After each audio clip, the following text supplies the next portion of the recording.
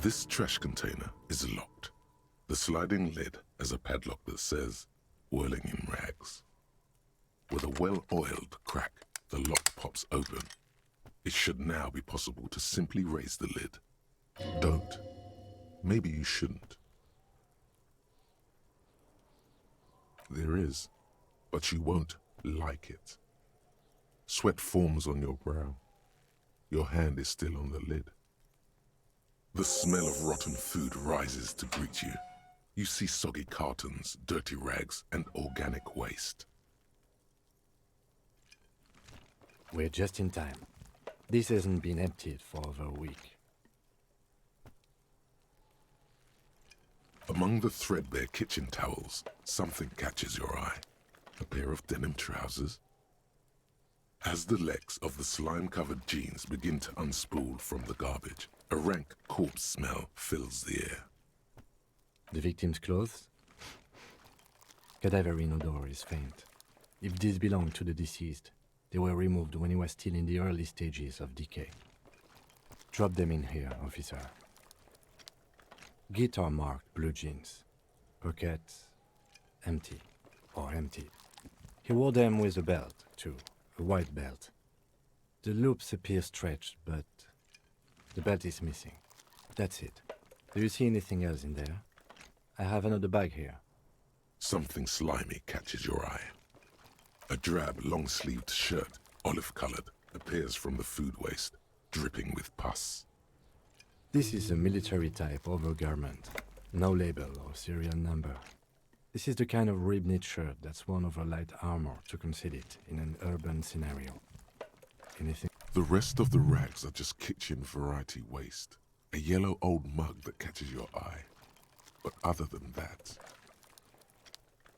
All right. We should go to Gart again and ask if he knows who put the clothes in the trash. It could be as simple as someone from the hostel cleaning the yard. Or that one. I'd advise against confronting that force. The lieutenant nods, then looks back into the trash container. You see milk and egg rest with one broken egg in it. Some pasta wrapper. Picking up the soggy packages somehow feels familiar. A box falls into pieces in your hands. Batiste Soleil cereal. There are plastic pasta packages below, and turbo noodles. Nothing of note, however. It's just organic waste, cold and slimy on your hands. Apple and potato peels, mostly. Unidentified sludge, and the occasional chicken bone thrown in for good measure. But nothing. It's nothing. Nothing more to see here. What's this? The garbage stinks in front of you, overflowing with soggy cartons, dirty rags, and organic waste.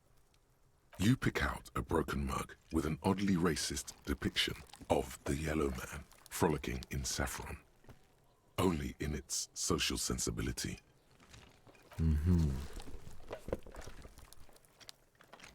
The container sounds a muffled gong.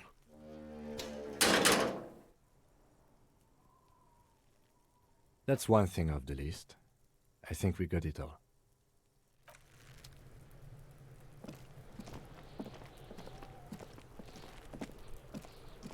There he still is, looking right through you with his white eyes. The body below is entirely dedicated to that corpse smell. Emitting it is all it does now. The ammonia only makes it worse. The combination forces tears out of your ducts. You manage to keep it in once. The second time, not so much. When the vomiting is done, your cheeks are wet with tears.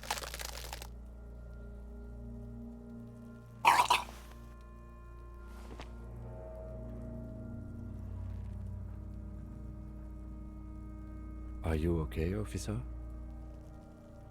The weight is reassuring, like a crenel on solid fortification. Pat, pat, pat. You're facing tough odds here. It's aggravated further by alcohol withdrawal.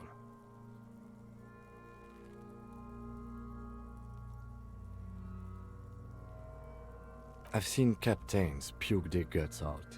It never gets easier. You never get used to the smell. Every Monday is cadaver day. Throw up, investigate. Throw up, initial autopsy. Throw up, bag it. Then drive to the station. Maybe throw up on the way there if you didn't bag the thing tight enough. I think I've lost my sense of smell. A white lie. Not being hungover helps too.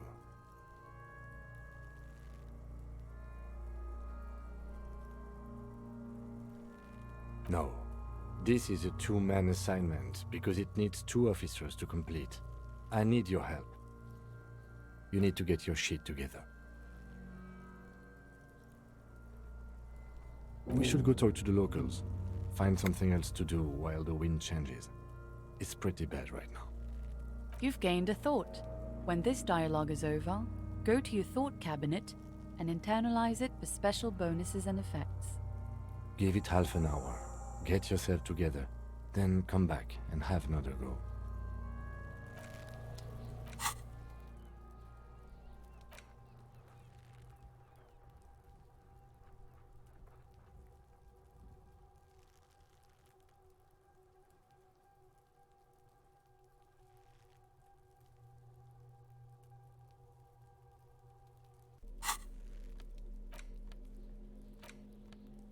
It's just a racist mug. What's there to read here? Not much. Oh boy, here we go. What are you going to say about a broken, tossed-away mug that you dug out of the garbage? But it was in the trash. Why not just call it out when you see it? Or do some volunteering work? Just finish your case, detective.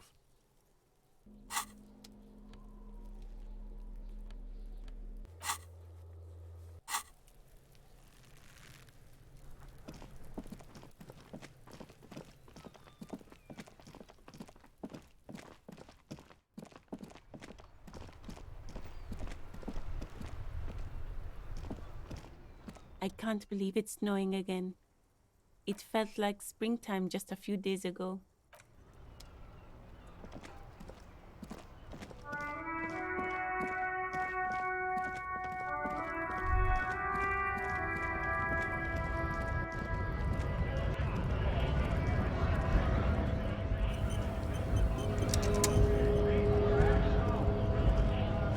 Right to work! Right to work! Shame on you! Not before you get in there and get your ass whooped. Learn by failure, I always say. He might have some advice, but you got to at least try to fight Measurehead first. Return if you fail. We were promised work. We'd be in there, working, if the bastards hadn't shut the gates. Main gate's locked. Would take heavy ordnance to bust it open. Could try to get in through the secretary's office. Door's locked. The guard's blocking the way to the access panel. And I don't mean the scrawny mess punk either. I mean head measurer. Or whatever he is. Why don't you go arrest them instead? I'm sure they've done plenty of criminal shit. They have that look. It would be better for the neighborhood if you went home, at least for now, if you can't get in anyway. No! They will give up eventually. Or get drunk. Leave the button unguarded. Then we charge. Honest men and women, with rights, to work, to be useful, not toys for corporate interests. We came here to help the harbor run smoothly in time of crisis. If union fucks don't want work, they ought to let in those who do want work. I have a question. Why do all these men follow your leadership? You think they follow because I'm big and loud? No. They follow the rules of the market, the rules of the economy, because they were given a job to do! You've been talking to him for quite a while now. Something is off with this guy. Ask him where he's from. What's it to you?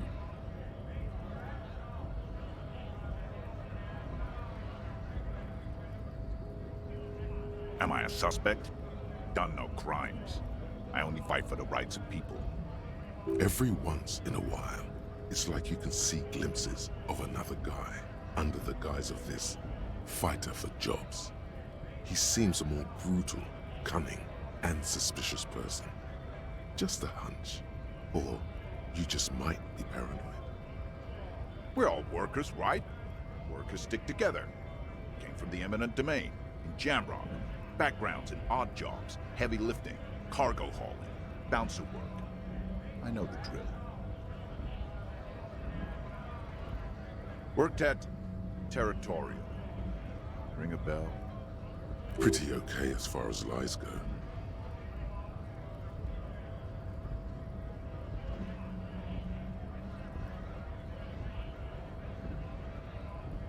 We're done here. I have a strike to break.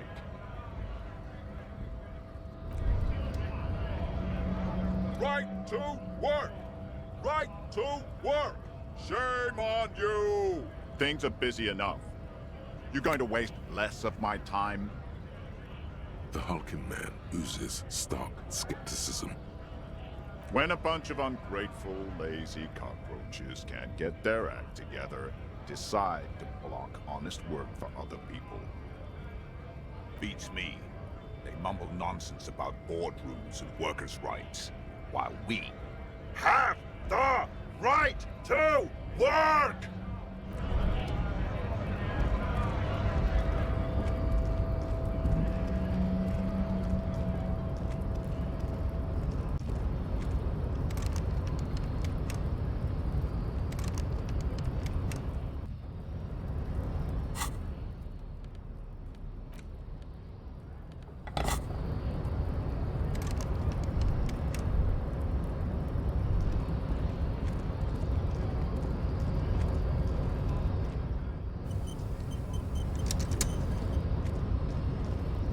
The unpromising race pupil returns. And...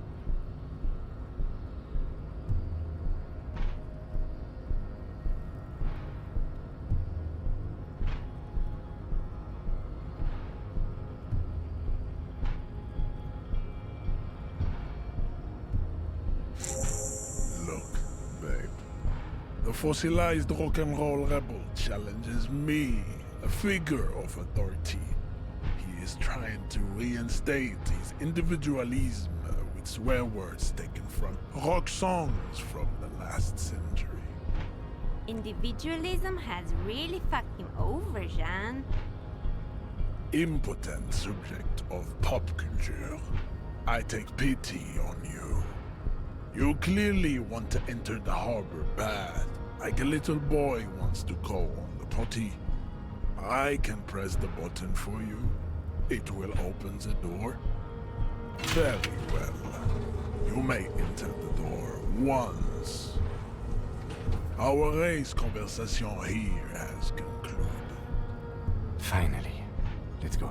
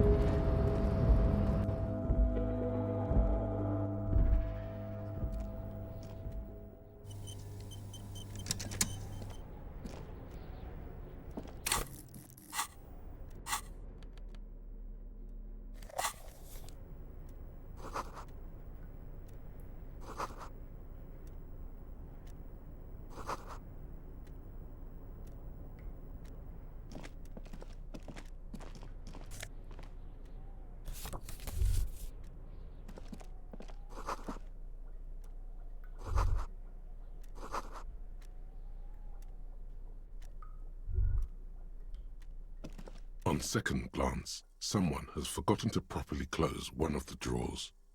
It's unfortunate for the Union to just leave their paperwork lying around like this. Let's see what's inside, he thinks. The drawer opens smoothly. Inside is a well-organized selection of brown folders. Hundreds of documents containing logistical data. Two kinds of transactions stand out. Materials coming into Revachol from the outside world, from Muindi, Grad, and even Ilmara. And the same materials being handed over to companies inside Revachol, Kuron, Coal City, La Delta, and Jamrock are listed among the many districts where the imports are being sold. It's hard to make sense of this thicket of company names, dates, quantities, and percentages. You try to focus, but the lines are getting blurry.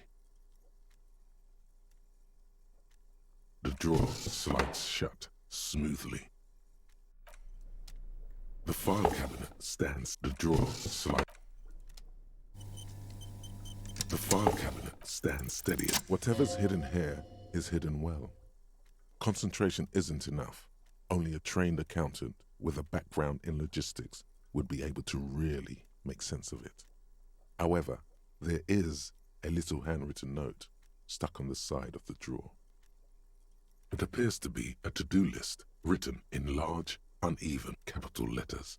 Remember, Leo, Everard's shoes, special whirling borscht, water Everard's plants, sweep office floor, more banners.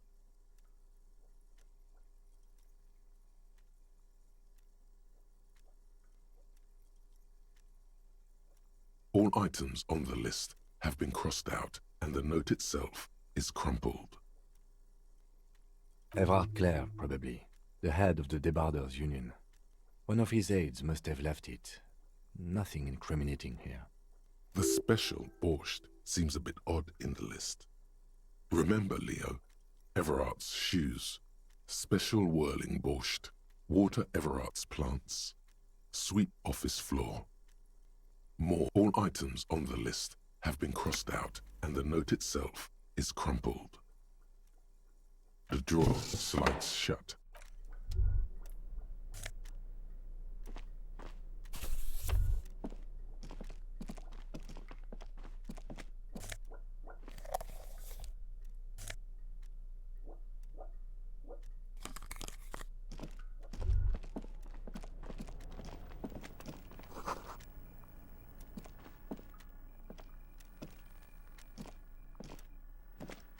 An imposing combination of a punch clock and a payphone is looking down at you from the wall. A note on the side says, "Tokens unavailable due to strike. Use change." The machine swallows your coin and seems to be waiting for your next move.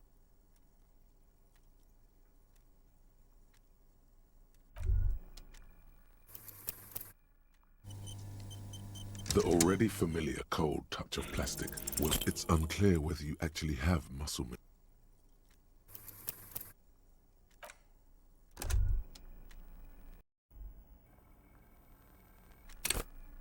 The already familiar cold touch. Your fingers run over the dial pad. 005. That's the dialing code for Revachol. 4952. And a moment of hesitation before entering the final numbers. 993. Calling. Calling.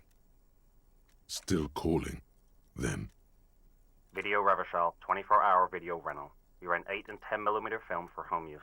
This is Lummy. How may I help you? Video Revachol is a 24-hour video rental. We rent 8 and 10mm film for home use. This is Lummy. Sir, I don't know. It's a video rental. Maybe you rent videos here. No. Maybe you called to extend your rental period? Do you need to extend your rental period? If you need any further assistance, you can visit us on the corner of Voyager and Main. I can't help you over the phone. Are we done? He thinks you're pulling a prank on him. The call is terminated by the other party. You're left with the discomforting sound of the disconnect tone.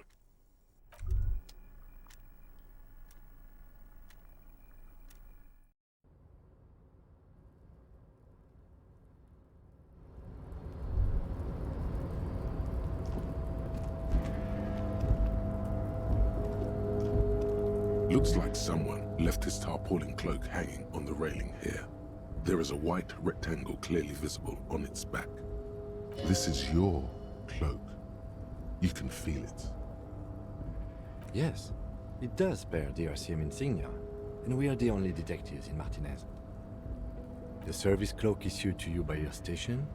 Yes, I do. As your fingers touch the tarpaulin, it almost feels like the cloak wants to deliver a message of comfort through your fingertips.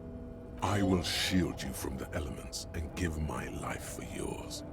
That's what the cloak is relaying.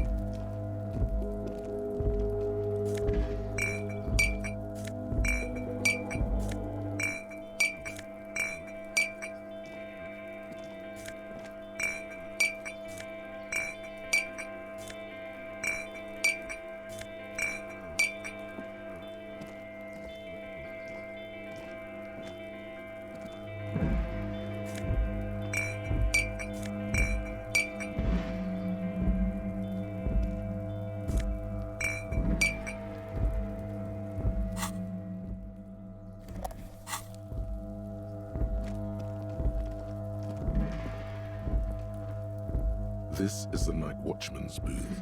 The name on the door reads, René Arnaud. Listen, it's okay to take a few minutes to yourself. Sit down and have a breather. You need to rest. Your body is aching. Getting in here has taken something out of you. Have a seat. If you must. But please hurry. We are pretty easy to spot up here. Nothing incriminating catches your eye. The cabinets are clean and their sparse contents meticulously organized. There's a framed photograph on the table. It's a black and white photo of a young couple out in a street fair. The man, René, is dressed in a Royal Carabinier uniform. The girl is young and very pretty. She is smiling playfully at the camera. René looks like he's about to smile.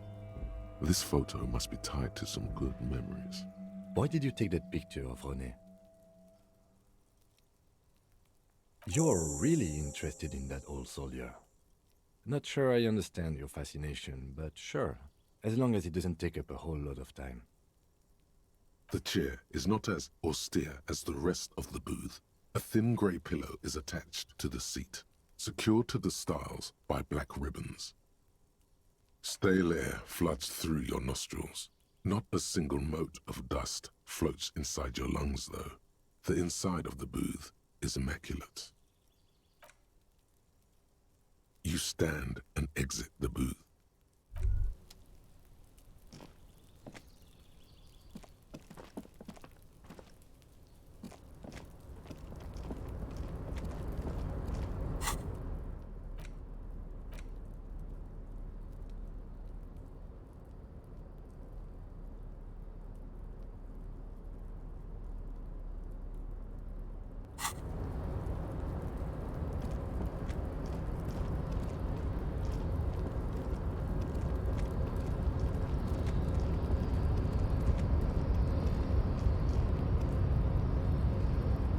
rusting control panel with several knobs.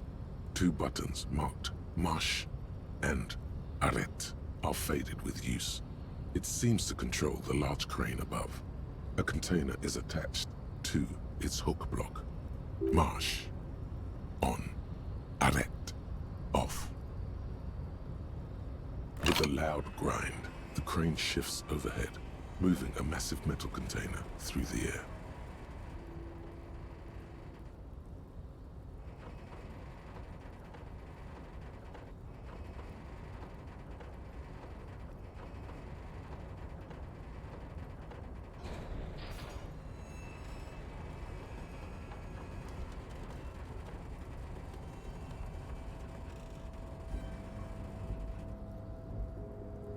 And with a surprisingly quiet thunk, the crane places the container down. The harbor sleeps as the strike rages in the distance. The crane can rest again, now that its purpose has been fulfilled. The rusty control panel grows warm to the touch, then grows cold. It is finished. I can't see how that was worth the ruckus, except for seeing the crane in action, which I admit was satisfying.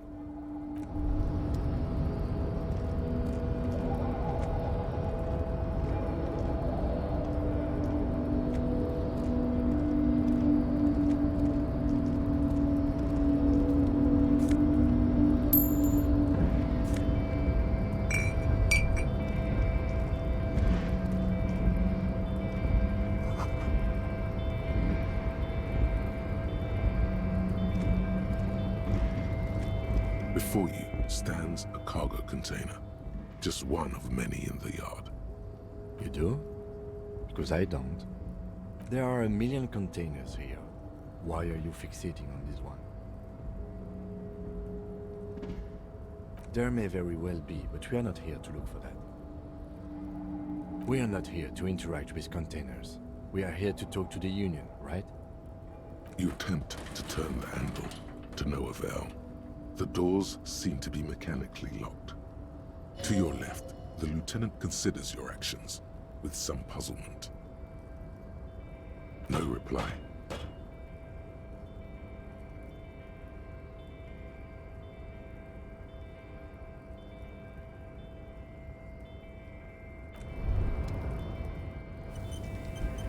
You're back before the cargo container. Why are you even trying to open a door with red?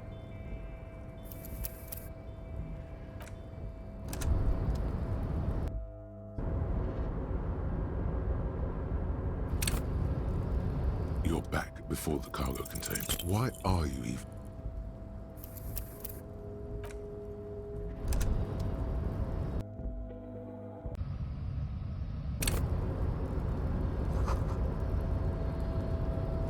You're back before the cargo container. Why are you...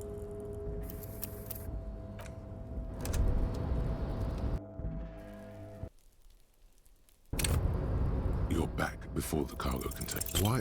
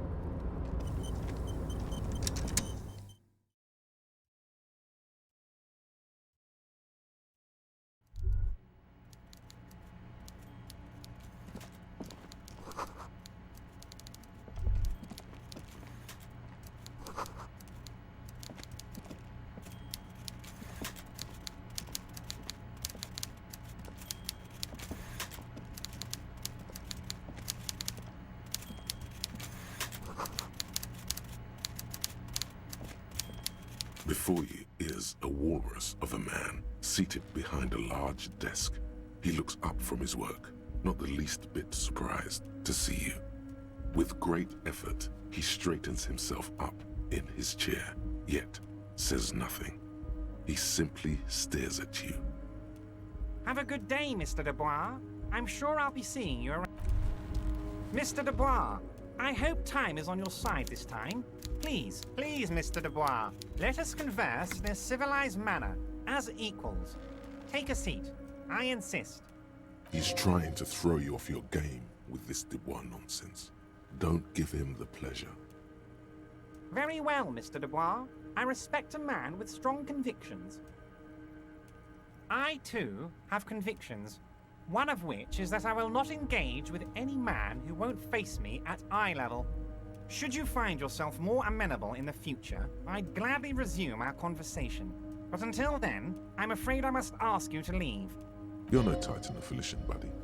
He's got you in a fork. Sit down or leave. Excellent, Mr. Dubois. I can see that you're a reasonable man, and reasonable men can be of great use to one another. So tell me, how can the head of the Debarders Union help a representative of the Revachol Citizens Militia today? The chair you're sitting on has got to be the most uncomfortable chair in the world. It's violating your backside. By the way, I heard you got a rather rude reception from a certain Lawrence Gart. Some people have no manners, it pains me to say. This should take care of that nonsense. It should be sufficient to cover your expenses for a few days and patch over your differences with a cafeteria manager. Go ahead, take it. Hey, that's 25 real. That's good money. Think of all the stuff you could.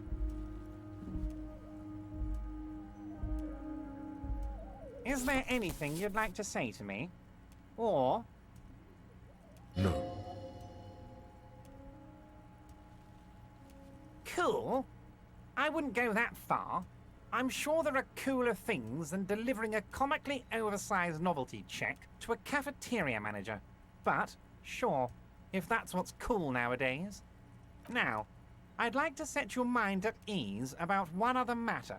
Your lost gun. Let me assure you, Union people are on it as we speak. I've got my best hounds looking for that lost gun. His slug-like lips move, but all you hear is an echo. Lost gun, lost gun, lost gun.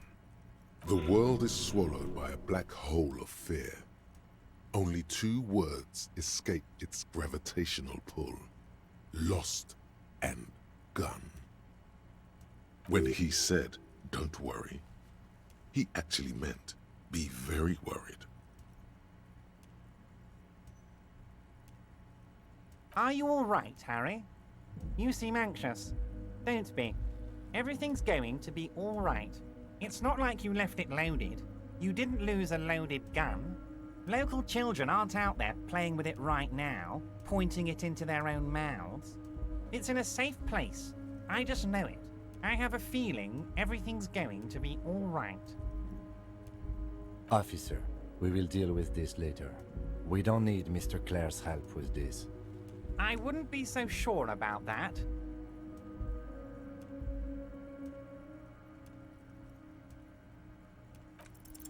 God, you're sweating.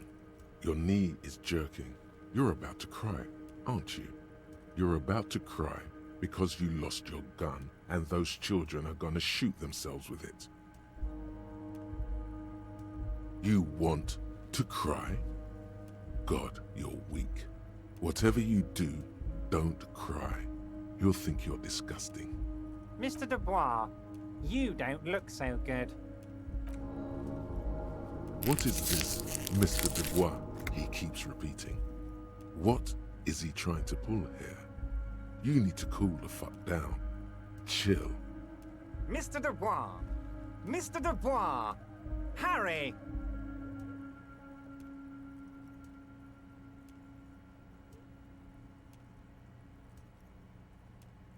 Mr. Dubois, are you okay? Can I get you a glass of water or something? Are you having some kind of medical emergency? Maybe you could use your hands somehow, in a kind of throw-in motion, like you're throwing that Mr. Dubois act right back at him. He's Mr. Dubois.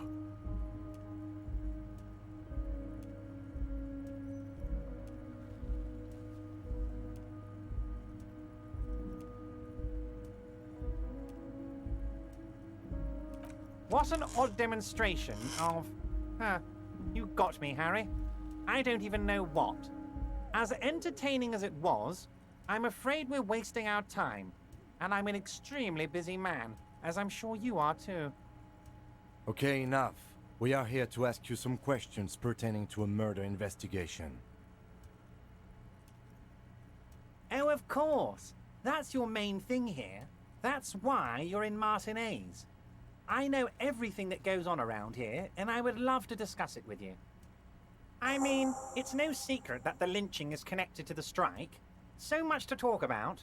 Honestly, it's been weighing on me so heavily. I understand you need to interview me.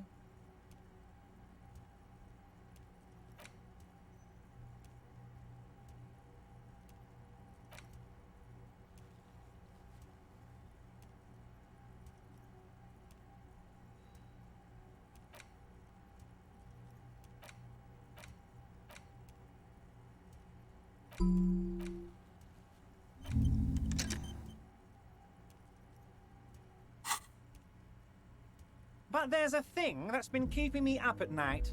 I want to talk about the hanging.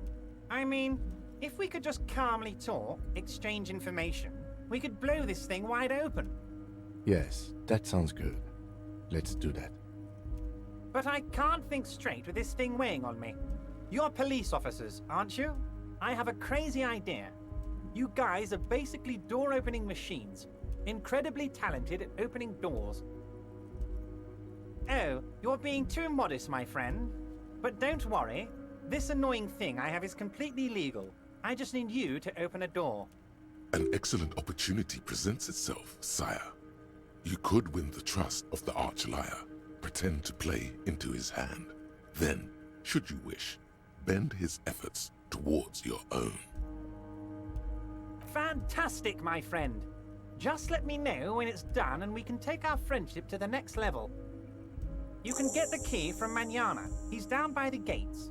Manana's like a free agent in the Union. Special operations. Hardened socialist. A real free thinker too. He'll tell you precisely where the door is. One last thing, Harry. Just open the door. You don't need to go in or anything. I just want that weasel to come home and see the unlocked door. Of course. Let us dispatch with the formalities. You call me Everard, I call you Harry. My God, so it's true. I didn't want to believe it, but you are a fantastic science fiction amnesiac cop, aren't you? What are the odds of that? I think the odds of that are very low. It might be a good idea to hide your confusion. I mean, see what his game is first. So good to hear that, Harry. Apparently my sources were wrong. However, if you did have a spot of memory trouble, I could help you out. With my big fat folder. Words flow like a river of honey from his lips. I guess word has already reached him. No matter. No harm done. Are you trying to tell me you've gotten hold of some of our documents? Mr. Kitsuragi, would you mind? Me and Harry are talking about his lost identity right now. Don't just jump to the folder. That's not smart. Shows you're on the edge. Do some probing first.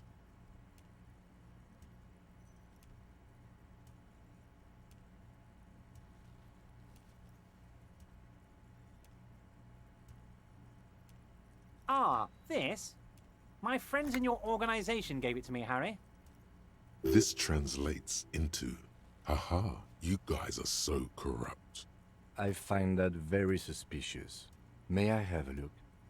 I'm afraid this is meant for Union eyes only, Mr. Kitsuragi. I'm sure you understand. Please continue, Harry. As you look at the folder, Everard covers it with his hand and pets it. He's hiding it from you because it's not a real RCM folder. It's just another one of those brown folders you saw in the file cabinet. Okay, Harry, you got me. This is from the Census Bureau, not the RCM. Those Census Bureau people are absolutely corrupt. You should do something about them. He got the name from the Census Bureau, and everything else from your actions here in Martinez. Yes, Mr. Kitsuragi from the Census Bureau. Like I said, now I'm actually a very busy man, so is there anything else I can do for you, Harry? That means he doesn't really know anything about you. A pity. The mystery of you will have to remain a mystery for the time being. Yes, that's what I said. Try to keep up, okay? Let's move on. Yes, your lost gun. My best men are on it. They're turning every stone, searching every playground, asking kids, grandmas, everyone. Your gun will be found, Harry. Let me assure you of that. It's just a matter of time and effort. The only way to find it seems to be working with him. He might even be holding your gun hostage.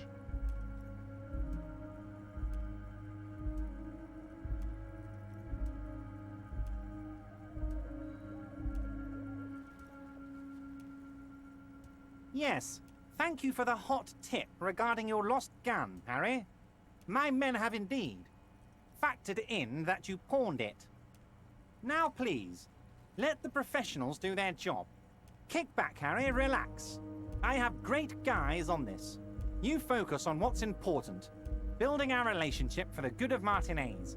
It did not come as a surprise to him. He might actually not be bullshitting.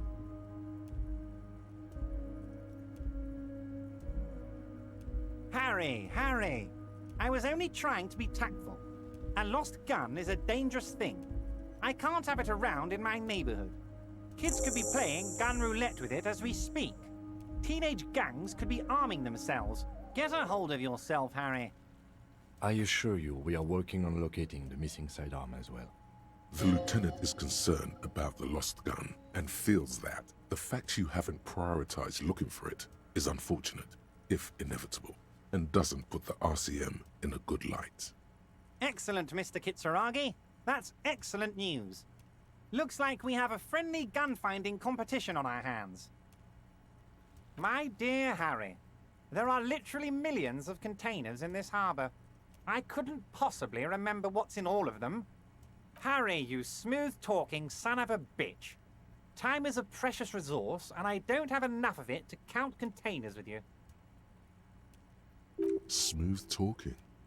Maybe that's the way to go about opening the container. You should at least try convincing it. Wait. You need this to get in and out through the gate. Here, you're one of us now. A real red and white Union man. Take care, Harry.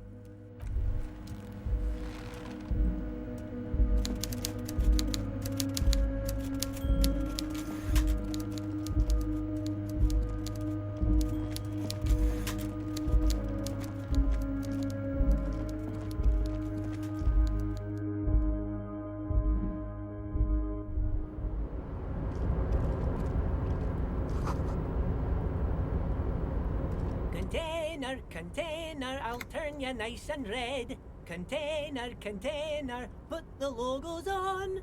The lyrics to this container song are being made up as he goes along. The accent is so thick, it's impossible not to notice he's Ubi, from the vanishing peninsula of Ubisund on Muindi. Container, used to be Wild Pines. Container, now belongs to Everard. Container. The lyrics to this, the accent is so... Container, Everard. He looks after everyone. Huh? Well, hey there. How can I help you, mister? The look in his deep blue eyes is as sincere as you've ever seen. Kind of makes you feel like an arsehole for no apparent reason. I see you are not a Union man, mister. Did you get lost? You're not one of them scabs, are you? I mean, I don't personally mind. Folks is just folks, you know, and folks gotta eat. Just some of the other guys don't look too kindly on the scabbing kind, if you know what I mean, mister. Oh yes, born and raised in Irish, mister. Mum had to leave my dad after he got a bit violent. Took us here to the new world. I was about 10 then, too old to lose my accent then. People say us Ubis are up to all sorts of trouble with sheep and other animals and whatnot. I just want you to know there was never any of that where I come from. No sir, those are just nasty rumors. Thank you for clarifying that, sir.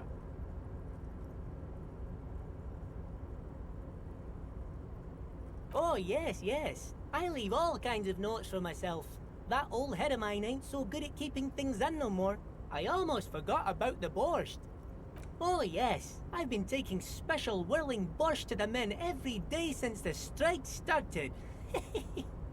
It's very, very good. Makes a man feel so warm and happy. I feel like I could take on Mr. Renadan's boar dogs every time the lunch is done. Yes, yes, I'm taking it to them. The borscht keeps them happy and in fighting spirits. Makes you all warm inside. They brew it in the whirling in rags. Oh, sure, mister. Sure. You do that. Yes, sir. Oh, that one. That should be empty as far as I know. Lots of containers here have nothing in them. They're just waiting to be loaded up. Told you. Yes, yes. Everybody needs a job, and this is mine. I'm Leonard, by the way. Leonard Bellick. But everyone calls me Leo. I'm like Mr. Everett's right-hand man when Mr. Edgar is out of town, and Mr. Edgar's right-hand man when Mr. Everett is away. Actually, Miss Beaufort is the right-hand man, but she's a lady. Who is this, Miss Beaufort?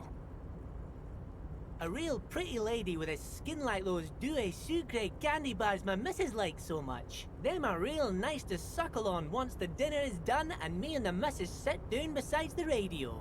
But I can't listen to the radio all the time. There's so much to do around here and I'm always busy keeping things running here. Yes I am, yes I am. Oh, Lizzie, she is a real sharp tool. Mr. Everett put her through some fancy school and everything, east of the river.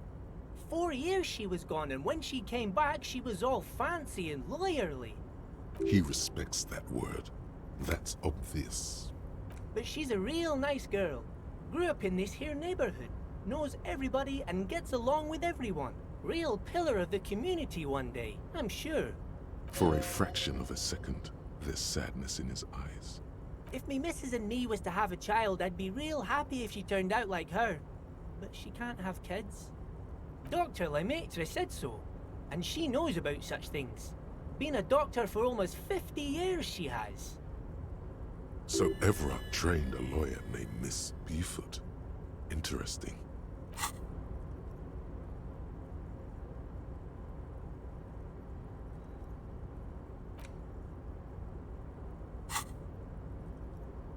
You see disdain in the lieutenant's dark eyes when they meet yours for a moment. He does not approve of you ridiculing this little man. Oh, mister, I do a lot more than that. I really do most everything around here. Mr. Everett said many times I'm irreplaceable. He really takes great pride in being in Everett's good graces. Bye-bye now. Volumetric ship compressor. Bizarre scientific news from Revachol West today, where a police officer's shit has been observed at a pressure of around 495 gigadecimals. These metallic hydrogen levels of shit togetherness were thought to exist only at the center of collapsing stars, not law officials. It remains to be seen how long the shit's singularity lasts.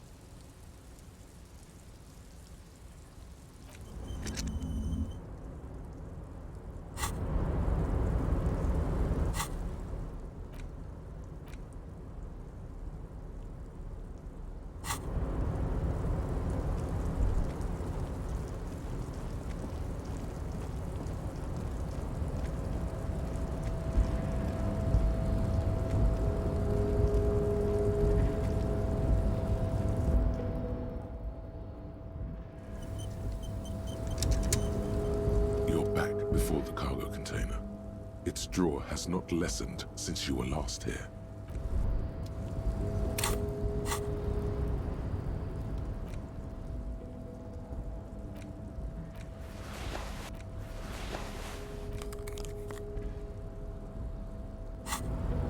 You're back before the cargo container. Its draw has not why?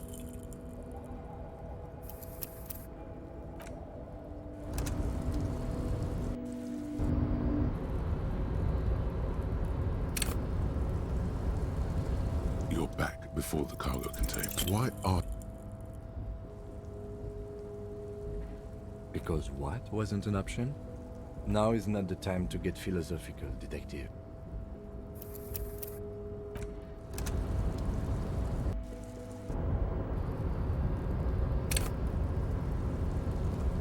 You're back before the cargo container. Why?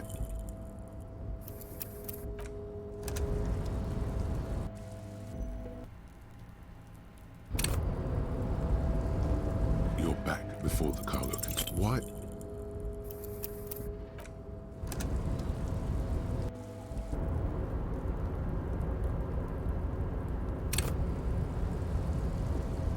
You're back before the cargo container. Why are you even trying to open a door? Why are you what? Are you satisfied?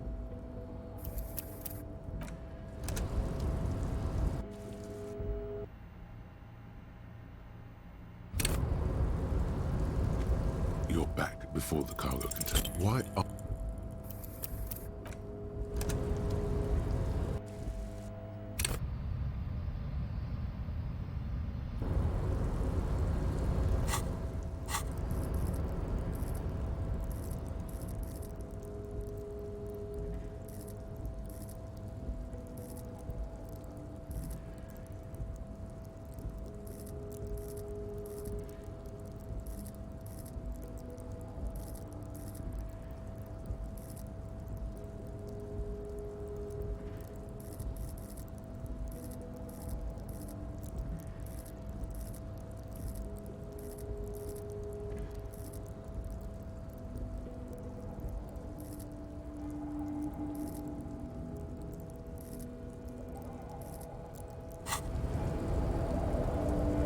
You're back before the cargo container. Its drawer. Why are you...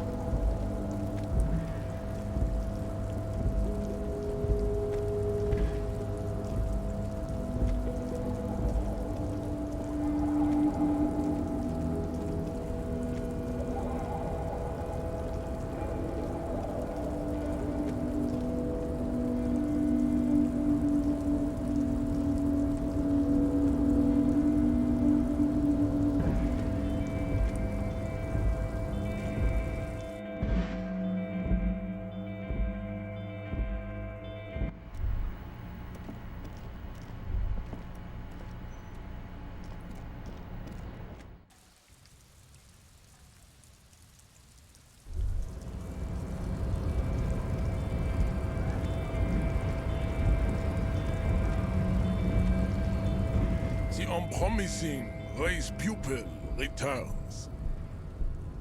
He does not so much as glance at the object. Stop showing me your pathetic cup. I have no interest in it. He had nothing to do with it.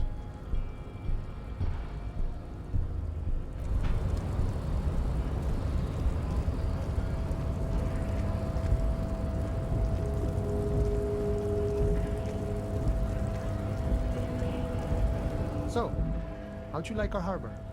You've been in there, he means.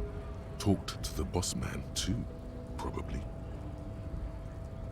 It's but a rest area on the path leading across open plains. Right.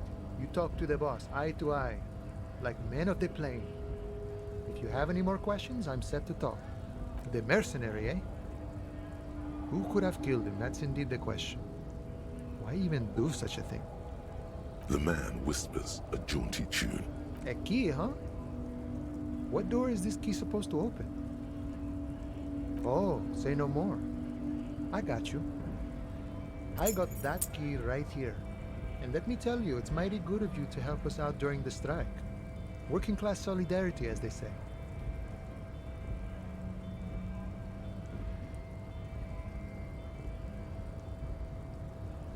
Oh, so the none of the above type, are you? I get it, I get it. I like to keep my distance too. But it doesn't matter. It's a good thing you're doing. Thanks. What you're looking for is a basement door behind the greenhouse. That's behind the whirling in rags. That's all I know. Our organization is what you call compartmentalized. Means we keep out of each other's business. Okay, but where did you get the key from? The janitor gave it to me. Nice fella. We talked about life and things that really, truly matter. None of this mess we're in. This jiving and juggling. What's it for? To feed our children, I guess. I'm more of a philosophical dock worker. I like to talk about the big picture stuff.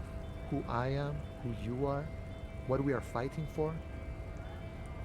He means he's not going to tell you because he doesn't know. But he will shoot his mouth off with you now that you're working for Everard.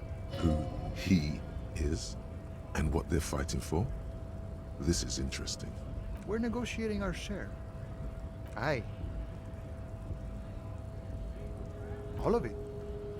However, right now we want all the harbor workers to be on the company's board, so they could take part in the decision-making process. This seditious talk sounds like communism. Just No.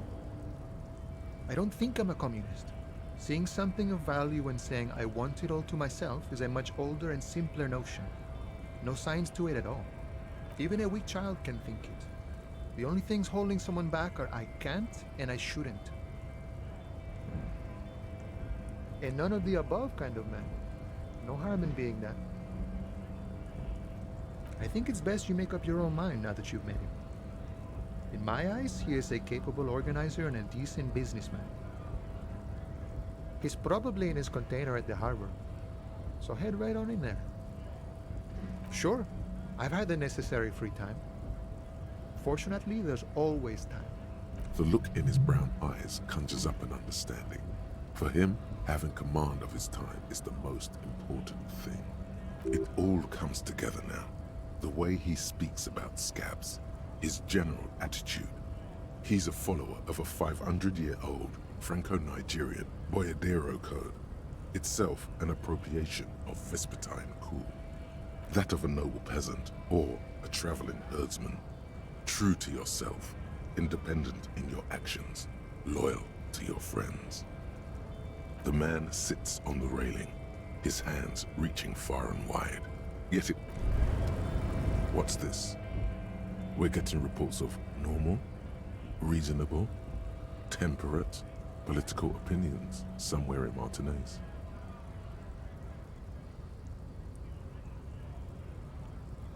It's also about that, but it's also more. Perhaps it's the hangover. Perhaps it's a temporary surge of serotonin, but something tells you it's time to become a citizen of the Kingdom of Conscience.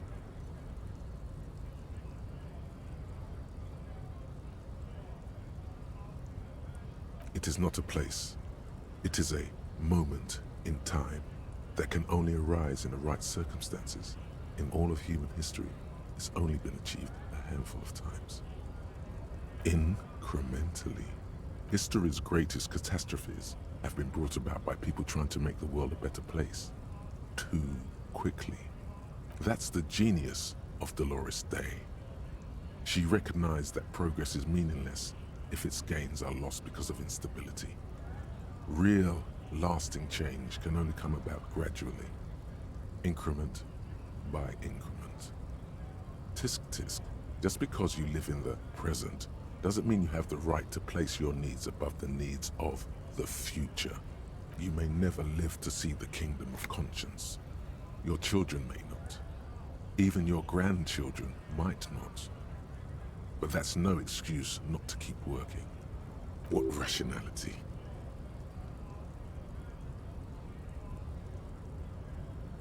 Do you believe the status quo is preferable to chaos and bloodshed? There you have it. Sometimes holding the line is progress. The kingdom is difficult to comprehend, and even more difficult to describe, partly because humanity will need to discard many of the categories that define and limit it today. The kingdom of conscience is post-capitalist, post-national. It's also post-industrial, post-ideological, and even post-sexual.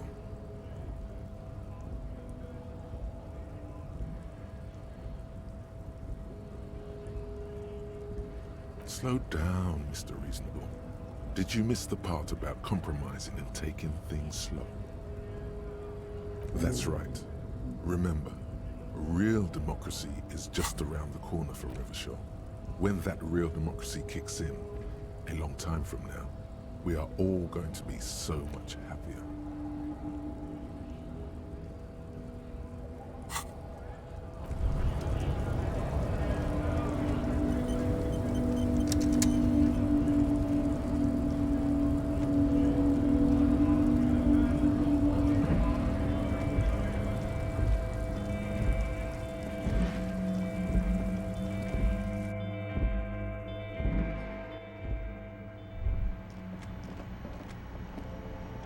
The tear machine stat, your bottles clunk into the machine, and the...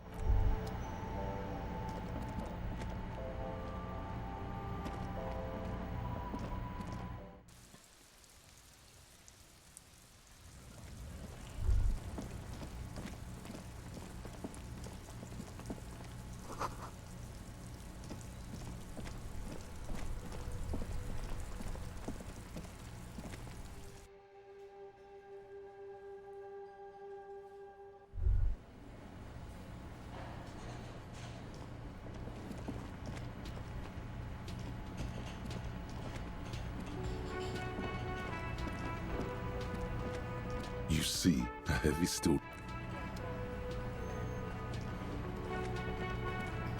The man ponders his cooking utensils and gives you a little... He looks up at you, then looks away quickly, shrugging and muttering something to himself. Shrugging is an international sign for, no, I don't know what's behind that door. The mention of mañana gets his attention. He smiles and delivers a whole slew of unfamiliar words and lively gestures. They're friends. The man says a couple of sentences in that strange language of his and then seems to wait for you to speak. I'm pretty sure he asked you a question. He doesn't know your language. You can just say something cool in return. Just one word. Sounds quizzical. Then he awaits your answer with his brow arched. Horse need more vodka? Okay, so it's vodka that keeps the men happy and in good spirits. Clever move by the Union. Vodka borscht! I love it, Bratan! Turn it the fuck up and then ask for some yourself. Turning it up seems like a dangerous idea, honestly. The place is a powder keg. The cook gives you a long, disappointed look, then turns the stove off and seems to wait for you to speak.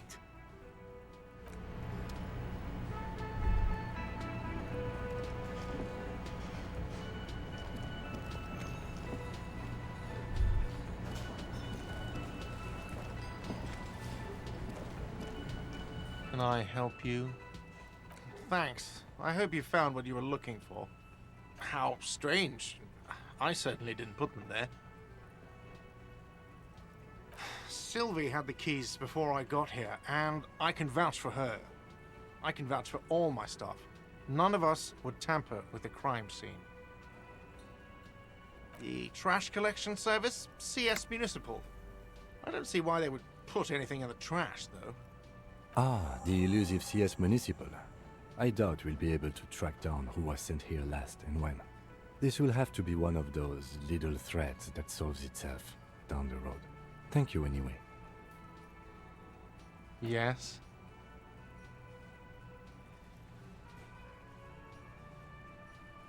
Another thing.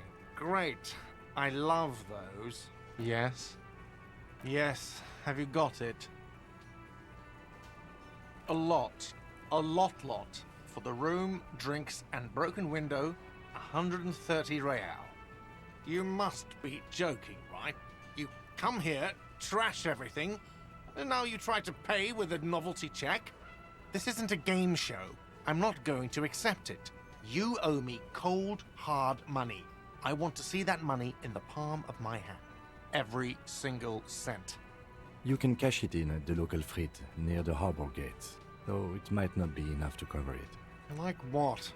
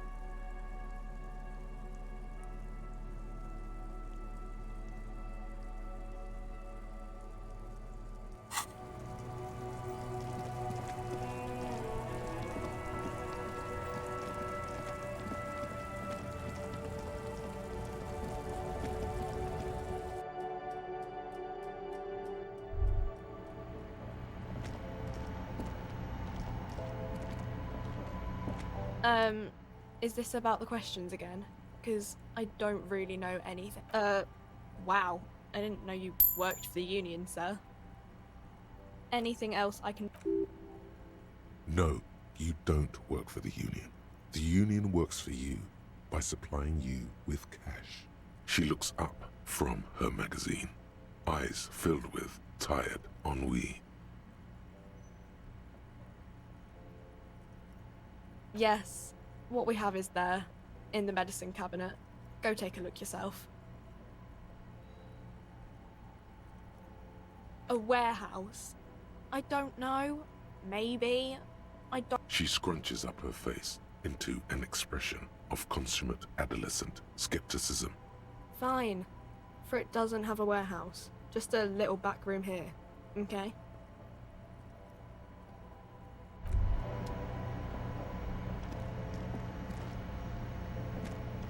You see several packaged raincoats fill a low shelf beneath. A small cabinet on the wall is filled with various medicine bottles, nasal sprays, and blister packs. They all bear the Saint Baptiste Pharmaceutics logo. A colorful display of cigarettes and alcohol bottles line the shop wall, inviting you closer. Guess not, no. I'm obliged to inform you that both alcohol and cigarettes damage your health, but I guess you already know that.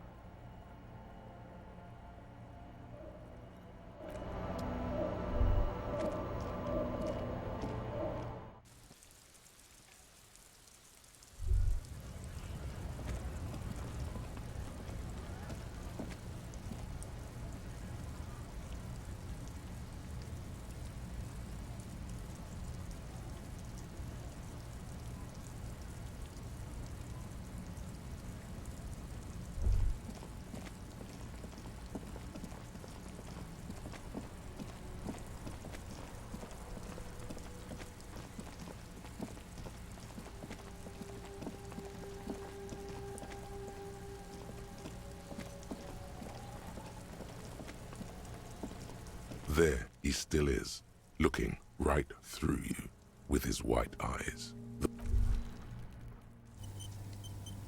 There he still is. As you breathe in, the odor comes over you. It's a spell of the mind telling you to run, and your stomach to wring itself empty. With your hands at your sides and your eyes squinting, you stand in it. It's a puzzle. What's hanging in front of you is a puzzle of decaying flesh, tattoos, and tendons. The man before you is naked, but for a pair of underpants and enamel boots. His skin is greenish, marbled with decaying veins, and blotched by lividity. A fading web of tattoos covers his chest and shoulders. The cargo belt used to fasten him to the branch above appears industrial in strength. An intricate web of blue lines stretches across the torso, from the right shoulder to the solar plexus. Each time they intersect, a small white star is formed in their crossing. Hundreds of fading asterisks riddle his skin. Their concentration is highest around his heart. His corpse is marked by stars, alcohol, and heartbreak. A map of the stars. I do see some similarity to astronomical charts. Great century Messinian, maybe. But this seems more particular. Customized somehow. As if someone left out most of the night sky, filtering it through personal choice. The principle of this filter remains unknown to you. The thought dissipates, and you feel as though you were only half right. So am I. He takes a thin piece of milled aluminium from his coat pocket and pulls it open. Sounds like a sword being unsheathed. A small lens appears. Some sort of camera. Shit, Kuno! What the fuck is that? An instant color camera. This is the first time he openly acknowledges the kid's existence. I have only 2 ampoules, so nobody move. I don't want to waste one. A sound, a shrill flash, followed by the breaking of a small ampoule of glass. You see streams of color pour onto the thick, glossy piece of paper. rolling out. In case we need it. Yes, it is pretty cool, isn't it? It contains insight to the victim's person. By his build, I'd say this was a man of physical violence. The story he wanted his body to tell was important to him. It is his letter, to us. Someone should decipher it. We'll need to show it around. Sure, just don't lose it. The glassy-eyed corpse looks by, his mouth mute and his skin as colorful as the chemical rainbow on the photo paper, teeming with opportunistic organisms. The material appears to be ceramic. Its clean white stands in stark contrast to the decaying flesh above the knee. The man wore thick polymer socks, probably for padding. A fine array of interlocking plates covers them. Delicate and fragile, they feel alien to the world around you, out of place somehow.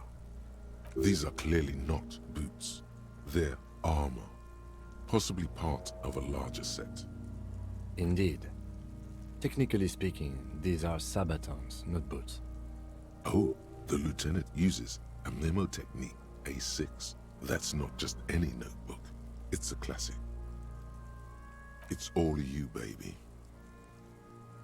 Ceramic plate. Zirconium dioxide, most likely. This is where the make would be. Under the heel. Fair weather.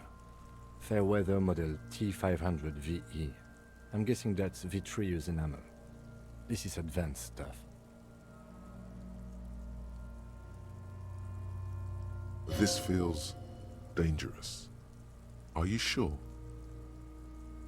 The stench fills your nostrils. As you push downward, an ominous creaking sound comes from above. Stop! Pig's gonna pull his head off. Brutal! You're about to pull his head off. Do it, homo! Yes, that's what I said. You'll compromise the coroner's case if you do. So please, don't. Indeed, from this angle, it does look like the neck isn't going to take much more. Being dead for a week has all but liquefied his muscles. What are you trying to achieve anyway? Why are you hanging on to that boot?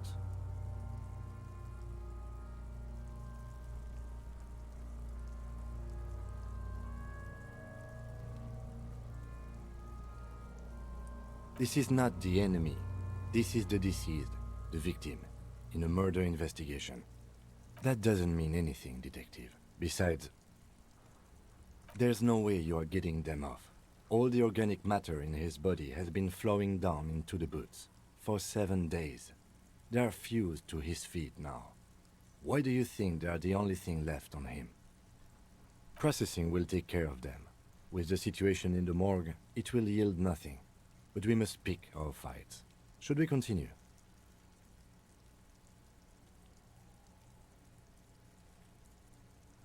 It is. It's expensive. We've requested similar material for our tactical units for years now. The constabularies deemed it too costly. In that time, we've lost 6 men to semi-automatics. For a full set, about 4 years of wages. For the northwest region of Revachol, an officer's average yearly income is 5,500 real, unadjusted for rank. Not too much, yes.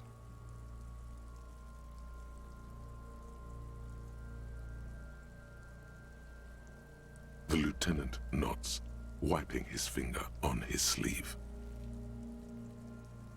The locals probably scavenged it. It would be odd if he had more on after 7 days. We should keep a lookout for these species. The armor could yield information. This is one thing he might actually know. The sabatons dangle off the man's decaying form, ageless and synthetic. That's for us to find out. Mr. Gart implied he was security personnel for the harbor company. This confirms my own assumptions. I agree. This equipment is way beyond what a guard can afford. A small bell-like sound fills the air. like tapping on the side of a porcelain cup. It's anything but. This material is a kinetic redistributor. It spreads kinetic energy horizontally, from plate to plate, dissipating it entirely. Faint, organic lines cover the plates where they separate into smaller ones. These plates then divide into smaller plates until there are hundreds of them altogether. Like whirls of floorboards, the design looks organic, influenced by highly resistant wood materials, like lignum vitae and ebony perhaps. If trees were made of porcelain, this is what their cross-sections would look like. The smooth, glossy surface fractures into ever more intricate interconnections, peaking on the right sabaton, where you notice the whirls are in the shape of a letter and number combination: E50, 100, 1000. Good. Can you read it to me? X5415 6745 678222. Let's lie. We have a make and a number. That's something. We can use the radio in my kinema when we're done. Either station can chase it for us. The cadaver slowly twists on the cargo belt, his torso covered in tattoos, and extremities blotched pink and blue. The hangman's knot is pulled tight by the weight of the corpse below. Yellow, hard-edged polyester cuts into his neck. Above, a sliding buckle ties the belt to the branch.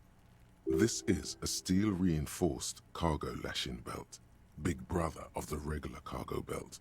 It's used for tying cargo under 6-rotor airships. Airlifting. I thought it was used on lorries for strapping cargo to them.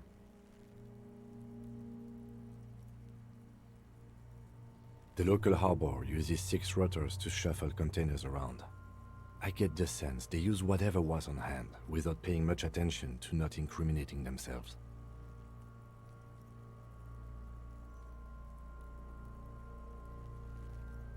I was afraid it would be. Thin steel wiring, parallel strands. This makes getting him down more problematic than I had assumed. The brief suggested as much, politically motivated by the ongoing strike. Did you not get a briefing?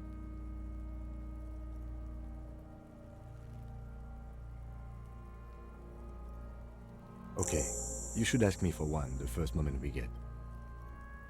A noose is one of those things that's easier to use one way around.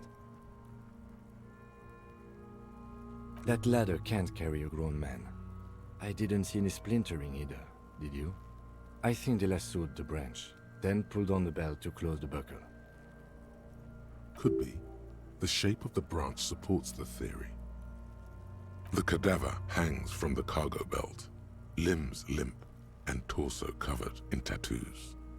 His eyes are milky white and blind to the world, protruding comically from their sockets.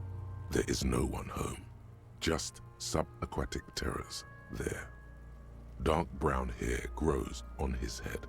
His face is ready to explode from the organic processes inside.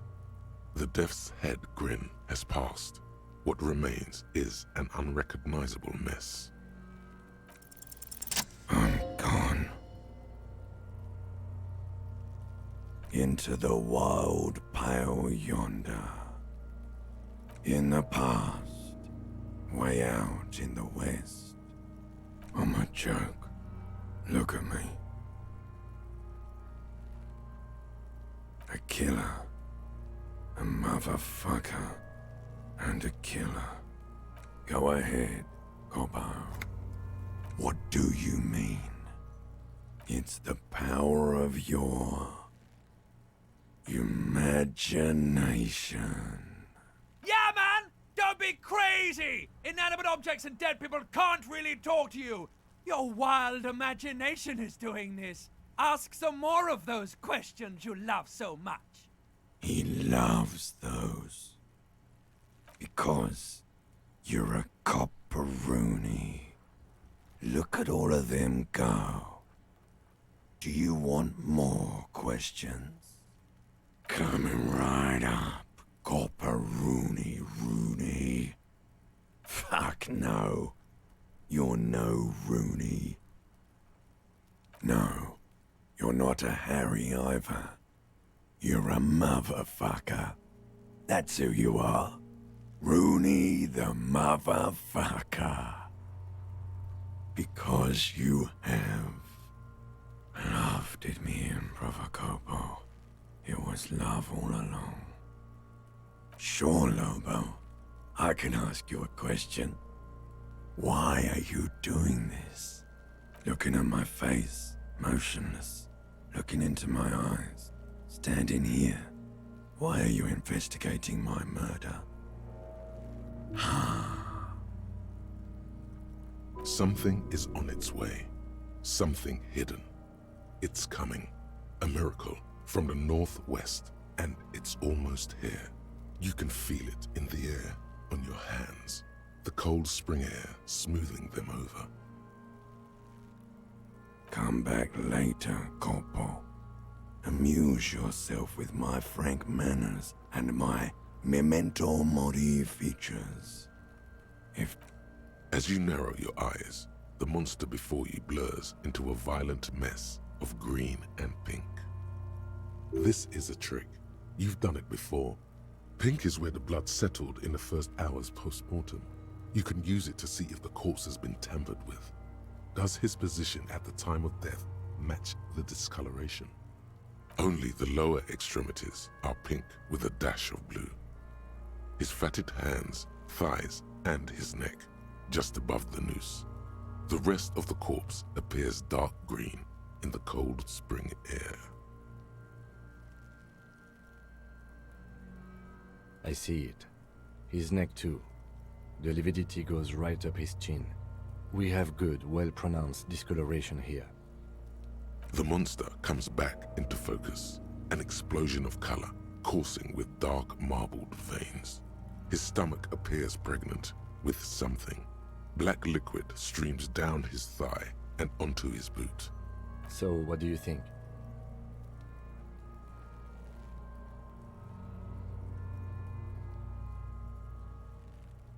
Agreed, especially on the neck. The belt acted like a tourniquet, keeping the blood in his head. The hypostasis supports her hanging. You would still like the hypostasis marks in the neck to be a bit more pronounced.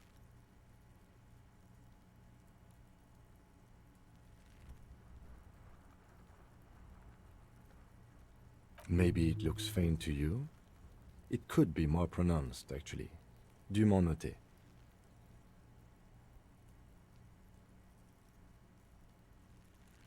Yes, there's always a chance we are wrong. We should check for ligament marks on his neck to see if they're in tune with the belt. We'll have to get him down first. But there is no breath to catch. Only the cadaver filling the air and your nostrils. He slowly rotates before you. Of course. You come back. Are you sure we finished the preliminary examination of the cadaver? We might miss some of these things once he's done. The cadaver slowly twists. The steel-reinforced belt presents a unique challenge.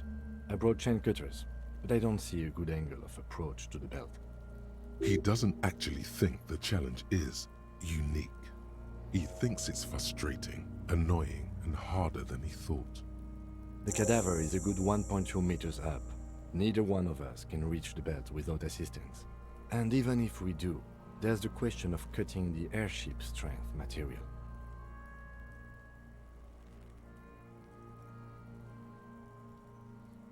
Climb up there and saw the branch?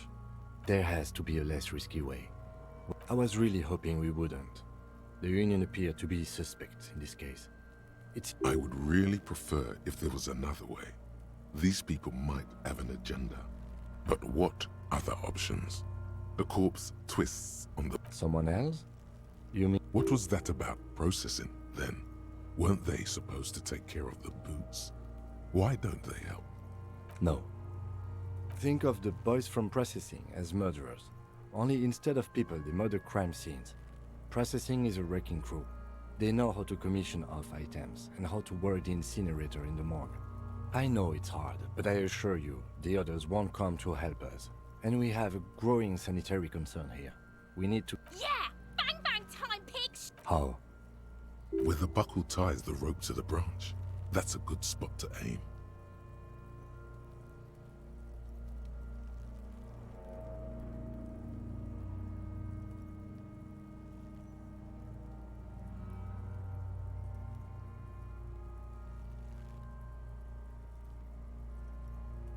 Where? Ah, yes, I see. If the shot hits that, there might be a chance to release the belt. Yeah, now we're talking. Entertain a Kuno with some shit. They'll miss! The pigs will miss Kuno!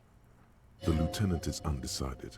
On one hand, he wants to shoot some gun. On the other, it's an awfully stupid idea.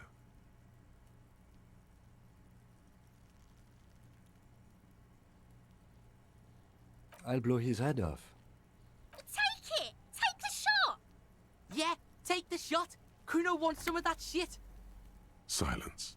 With his elbow sharp, the lieutenant unzips his jacket and produces a lightweight firearm. He drops a paper cartridge in the barrel, separates the scouring stick, and gives the cartridge 5 tucks. That's a Kiel A90-90 Armistice, mass-produced muzzleloader, ascetic, frugal, one of the most common firearms in the world. He then steps back and assumes the fellow's stess position, taking aim. The corner of his eye twitches. His finger is on the trigger. He's gonna fucking miss! The kid's voice is drowned in a shrill blast that echoes off the walls of the surrounding tenements. A cloud of smoke slowly parts in the air as the lieutenant steps back and says to himself, God damn it. He feels bad about his eyes mostly, just having bad eyesight, probably from a young age. Whatever you do, do not console him. Fucking idiot! Kuno could have hit it easy, but then Kuno's not fucking handicapped, is he? No, we are lucky as it is. We didn't break anything, and the victim remains uncompromised. Any more mistakes could put us in an unfortunate position with the locals. I have to say, it's beginning to look unlikely we can get him down without assistance. It's bad as it is, us shooting firearms like punks. Go ahead, I'm not stopping you. They only have one! This is the sorriest... Yeah, take it, you fucking banana pointer! Take it and shoot yourself in the mouth! The cold piece of bakelite and gunmetal is surprisingly light. Your fingers fit right through the guard, instinctively resting on the trigger. The fuck are you waiting for, Kuno? Tell him to shoot himself in the mouth! The buckle comes into focus in your sights. You stand with your feet planted firmly in the ground and your left hand supporting your gun arm. Why don't you just shoot yourself in your mouth? At least you won't miss.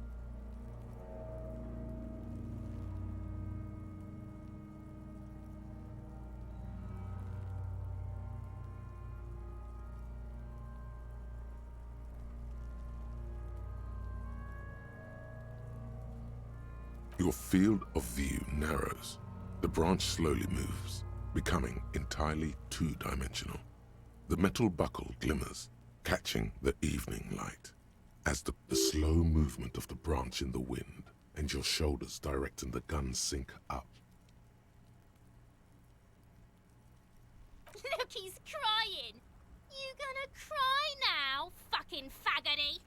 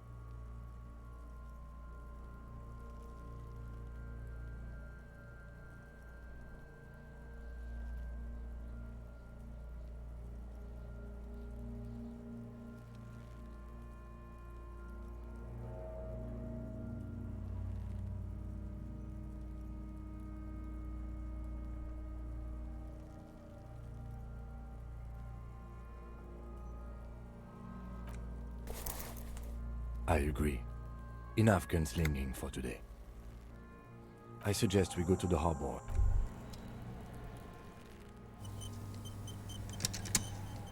Yes?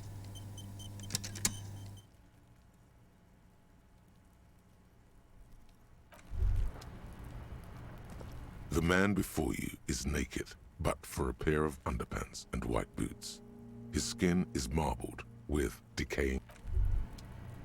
The man before you is naked, but for a pair of underpants and white boots. His skin is marbled with decaying veins and blotched by lividity. On his chest.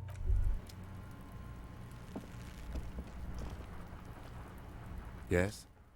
What do you want to know?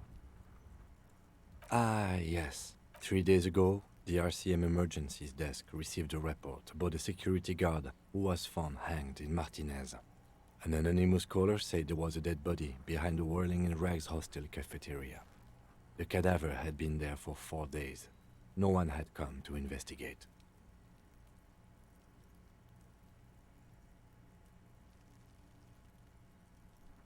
During that time, the victim had been stripped of his belongings.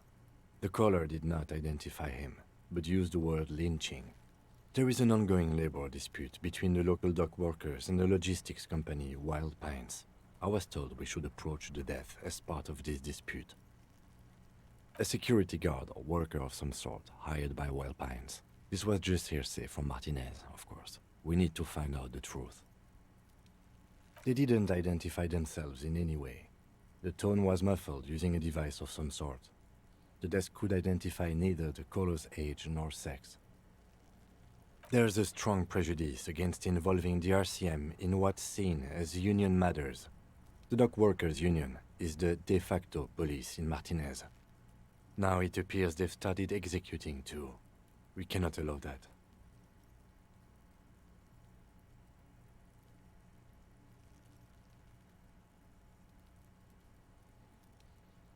Just to be clear, we are police officers. It's our job to find the killer. That's the case. And good. Me?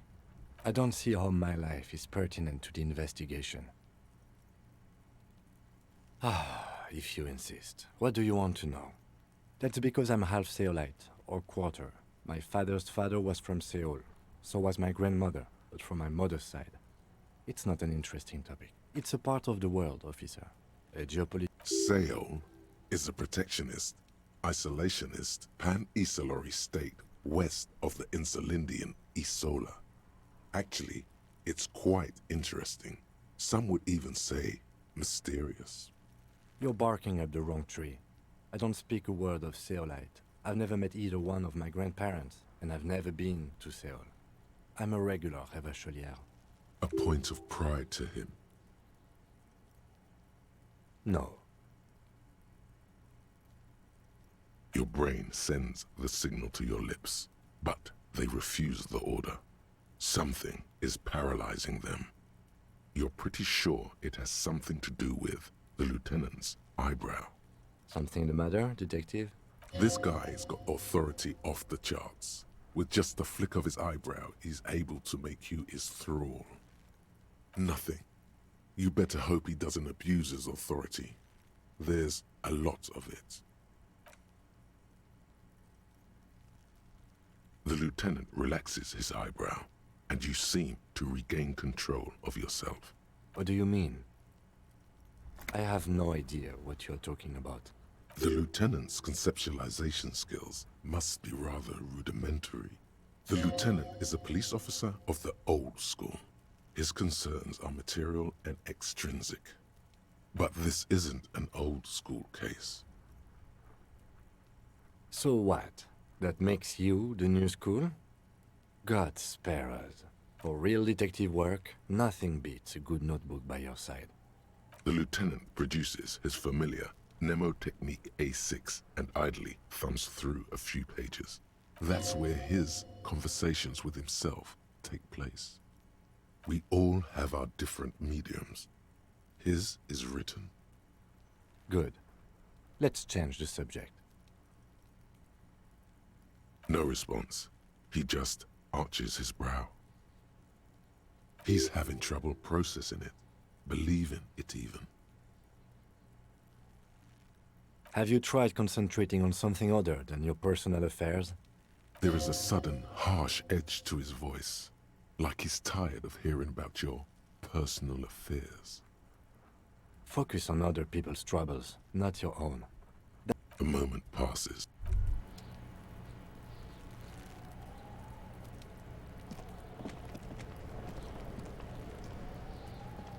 Yes?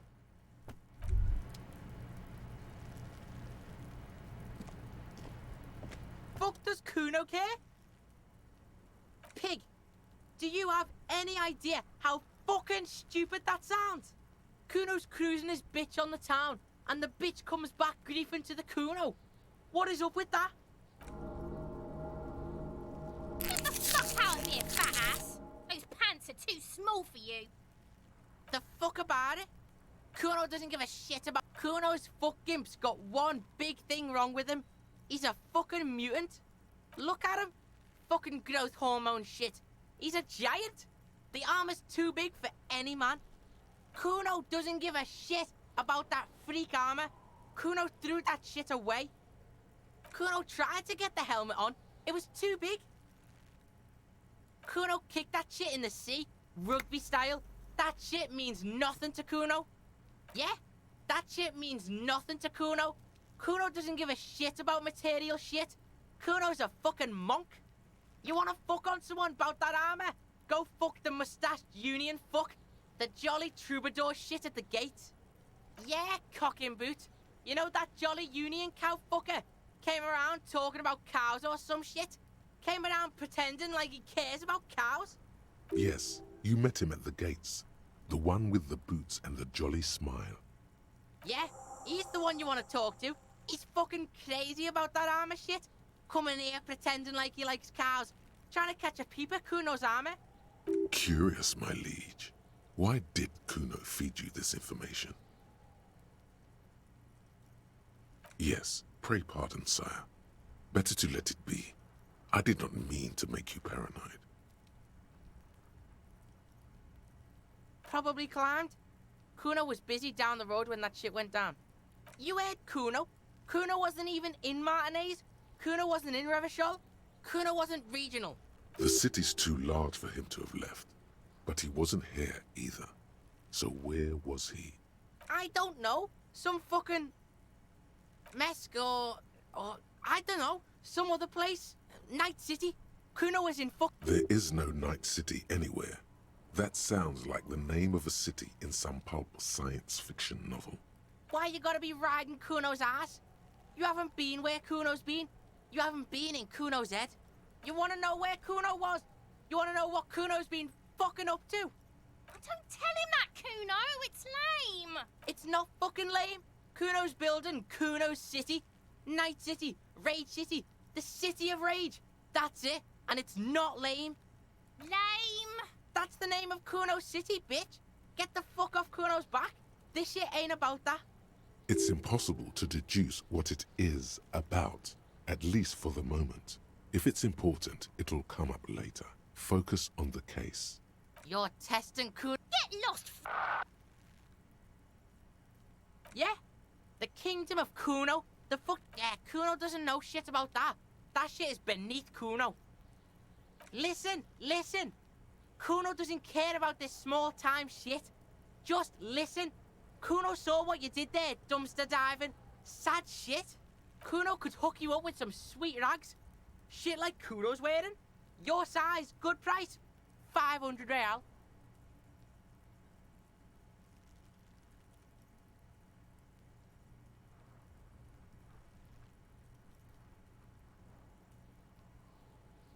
Whatever.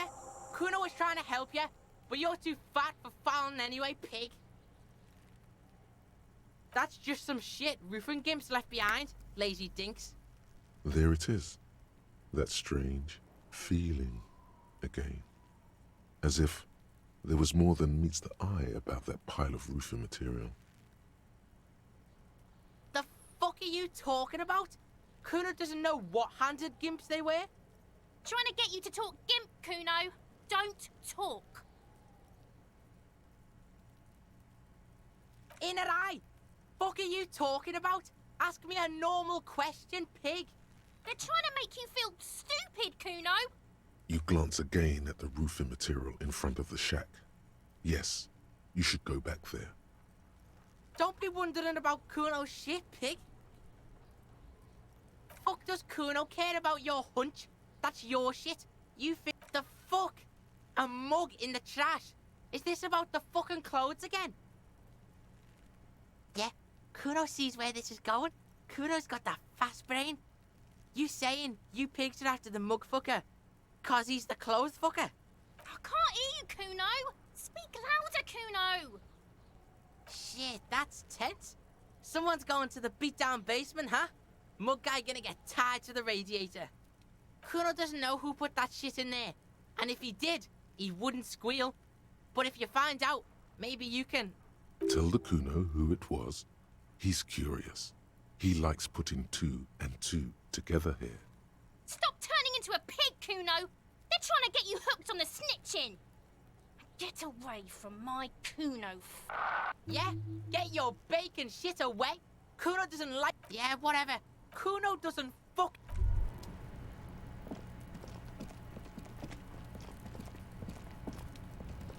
An inconspicuous pile of the roofing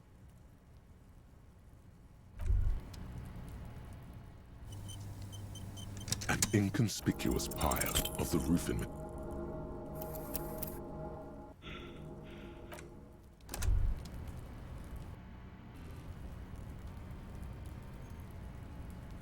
An inconspicuous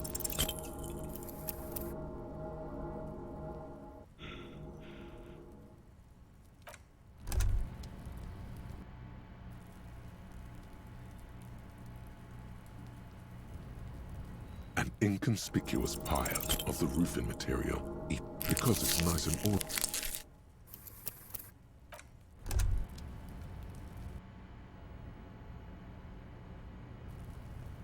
An inconspicuous pile, because there's a secret door hidden behind the panels of Eternite. There it is.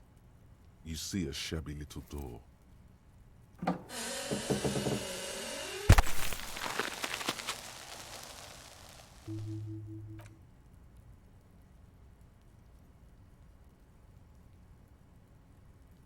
What is this then?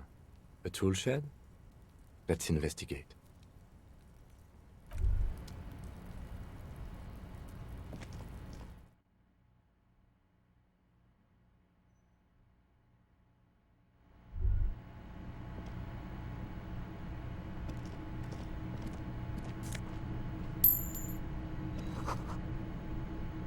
Be still, my beating heart. It's amphetamine. Sweet amphetamine. The lieutenant isn't studying the powder in the mirror. He's studying you. There's a good, vague way to ask where he stands on drug use. Professionally, I mean. Of course, detective. Swift justice. Don't worry, we don't have to investigate every trace of narcotics. Yeah, swift, lightning justice. Faster, harder, justicer. See that ladder there? It's probably another way into the industrial harbor, no? A secret path the local kids use.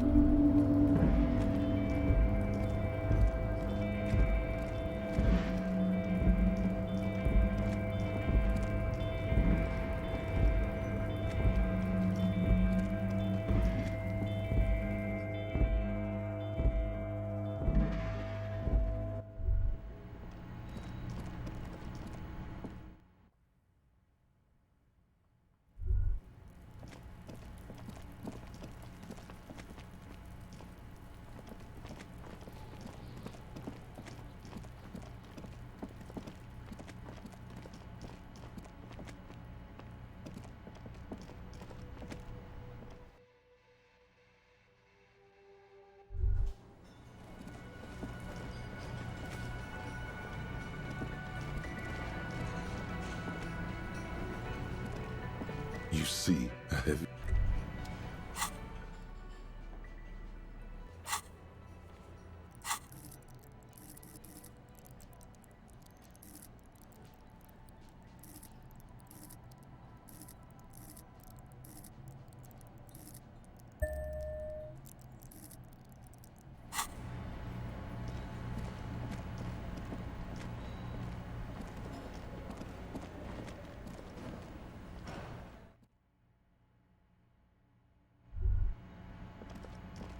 The door is closed. Still, nothing. The lieutenant, he doesn't like it.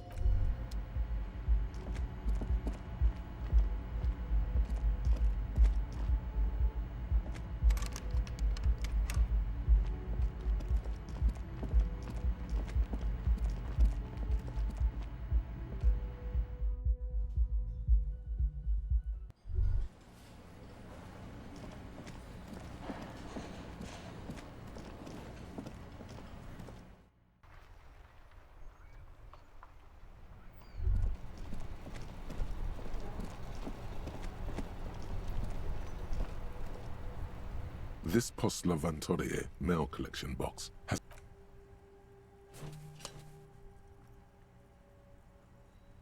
The box seems happy.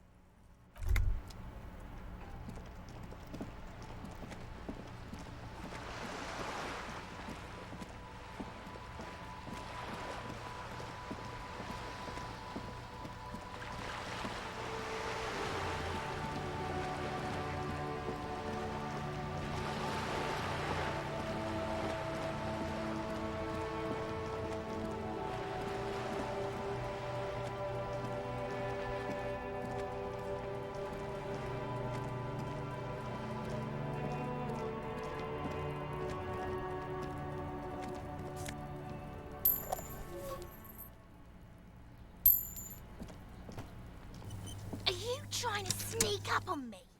Come to slit my throat in my sleep? Logic error. She is not sleeping right now. Pigs come to take me out, trying to snuff me out. Then why are you sneaking up on me like that? It's not a good idea to scare me, pig. Not...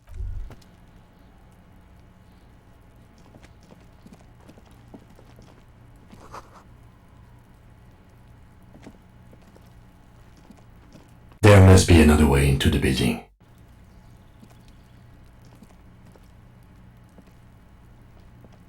It's been a week and now they show up?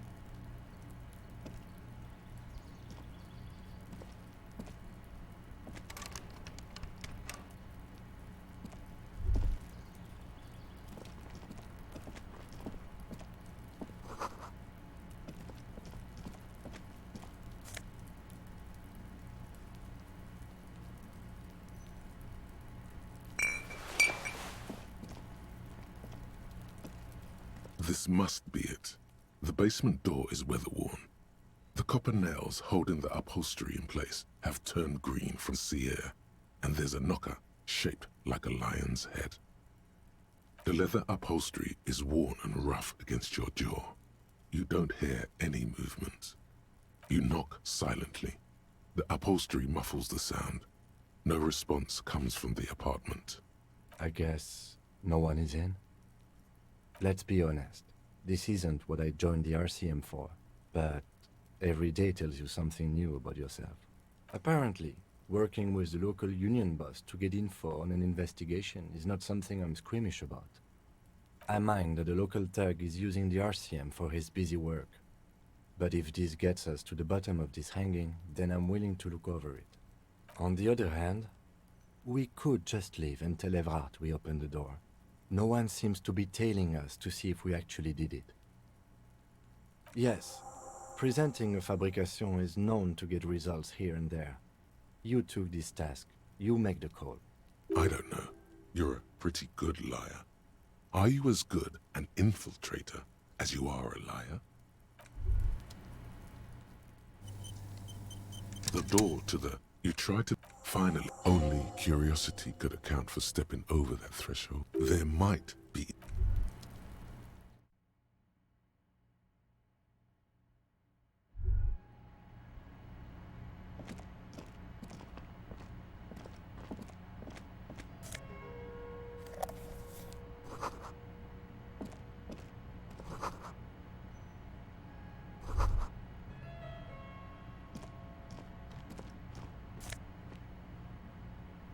This is the flag of Revachol, the suzerainty. This isn't just one sun, but there are little suns dancing around the big sun. This is the sevenfold sun miracle. It's an optical atmospheric anomaly the first settlers saw.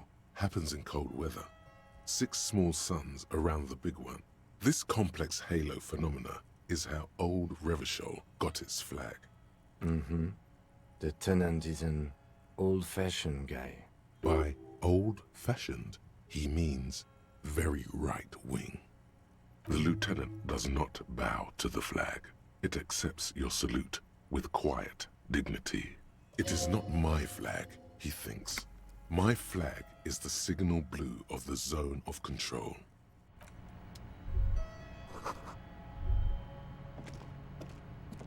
A row of mugs sits on the shelf. Each one depicts a human figure. A dark-skinned woman grinning amidst mysterious symbols. A broad-shouldered man shoveling potatoes, and others. A little ring. Though cheerful, the images on the ceramic make you vaguely uncomfortable. There's something disdainful in the way the curves and lines of the bodies were drawn. The images betray a lack of interest in human beings. They are merely unflattering caricatures. The owner of these mugs doesn't like people of other ethnicities very much. This person is unhappy. The lieutenant picks up one of the mugs, then puts it back down with a look of disdain. I'm beginning to feel better about breaking into this man's apartment. Yes, your broken mug friend would feel very much at home here. The same humor, the same mocking lines. There's the missing tin soldier. Whoever lives here might have used the Whirling's container to dump his trash. And now they've drawn the ire of the Union. The plot thickens, as they say. An interesting little clue. Let's see where this goes. Clues have a way of magically connecting to other clues down the road. Perhaps you should break into apartments more often. Who knows? I'm not expecting too much from this clothes in the trash lead either way. It might turn out to be some random local matter, but still, a nice coincidence. You could ask Everard who this person is once you're done here.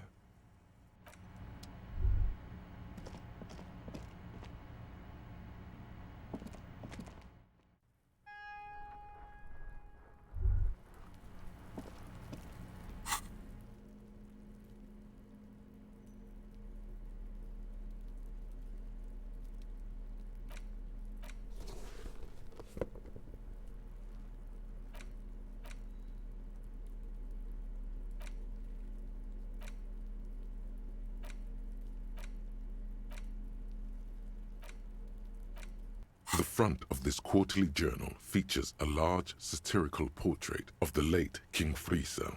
From the sides of his head, a pair of white antlers spread to the corners of the cover. Because Friesel was incompetent, foolish, and cruel. In short, the embodiment of everything the communards wished to overthrow. It's satire, you see. To your disappointment, there aren't any full-color pictures to direct your attention. Just column after column of closely set text, interrupted occasionally by little doodles in black and white. After rifling the pages with your thumb several times, you return to the table of contents. The magazine is divided into several sections. International development, comrade, but only 4 issues in, and it sounds like they've already alienated their readership. So please, if you value our radical Mazovian perspective on contemporary politics, culture, and international affairs. What do you expect? It was laying around the office of the Debarders Union. They're probably bankrolling the thing. You flip back to the front of the magazine. The table of An intricate web of blue lines stretches across the torso of the hanged man, from the right shoulder to the solar plexus. Each time the lines intersect, a small white star is formed in their crossing. It still kind of looks like a map of the stars in the night sky. But something's not right. For you to discover, you've gotten as far as you will without assistance. Someone close to the victim might know. Someone who knows about history could tell you. Gone.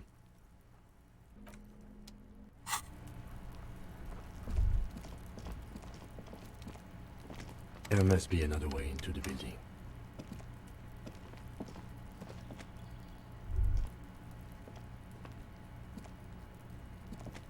We should think about calling it a day, maybe. The nights are still miserably cold this time of year. You should take care of that, then. Let's talk to him anyway. An officer of the RCM shouldn't be sleeping in the street. We'll figure something out. Though he finds this situation frustrating, he is doing his best to not make you feel any worse than you already do.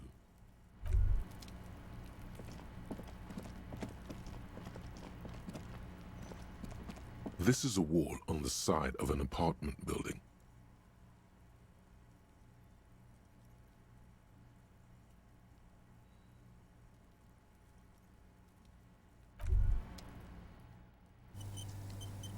Just an ordinary wall. You have no clue.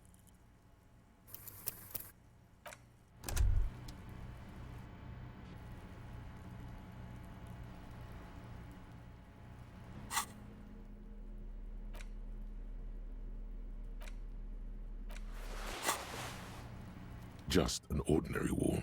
Nothing to see. You have no...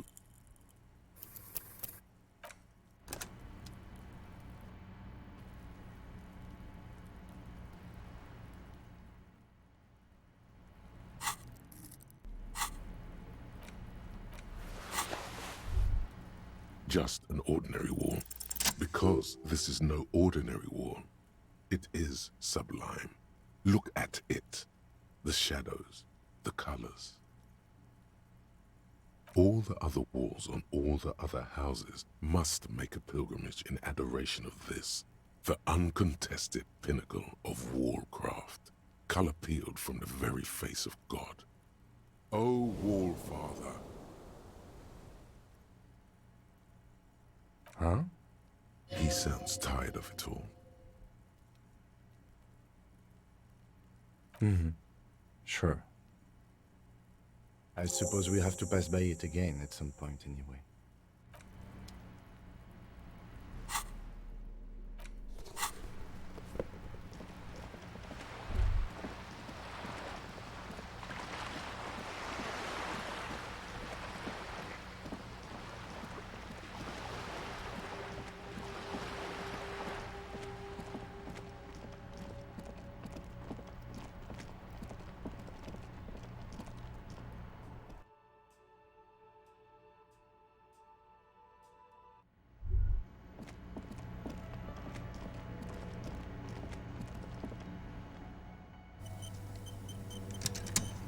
Can I help you?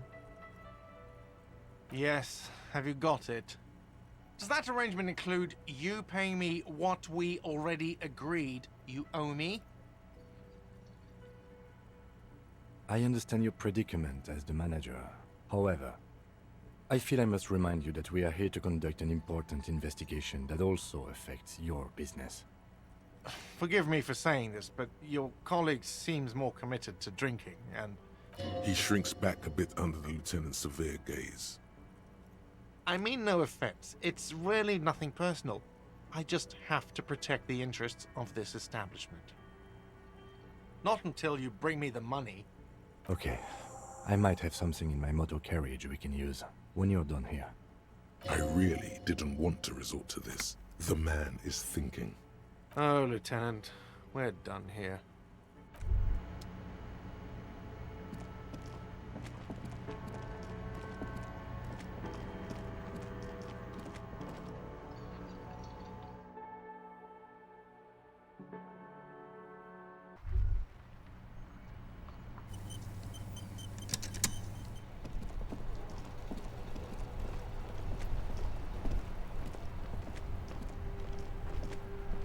Inside, you see a set of steering levers, a radio microphone, a pull-out toolbox, and the soft glow of the fuel I have something here we could sell.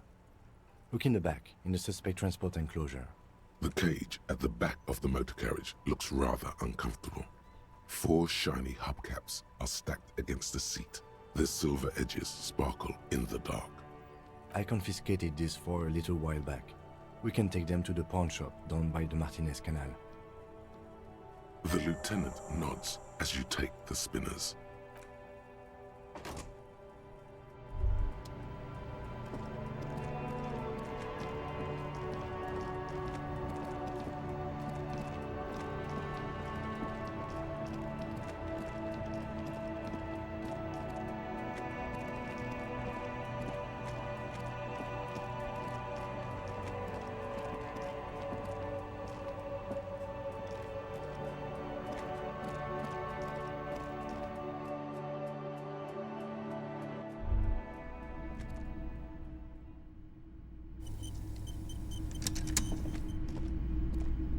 The boomboxes wait on the shelves, and your boombox, that gold and amber Harman Waushi. A typical Martinez streetlight sits among assorted floor and table lamps.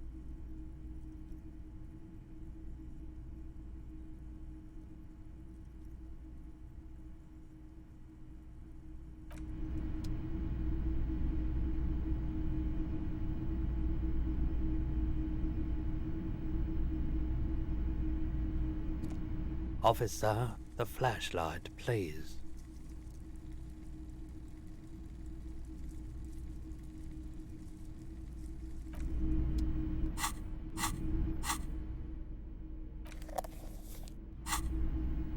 Greetings on this fine night.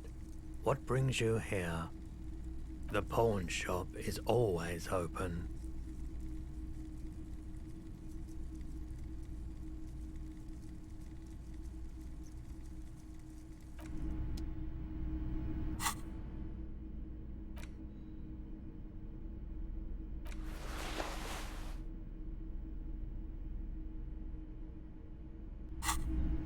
Greetings on this fine night. What brings you here?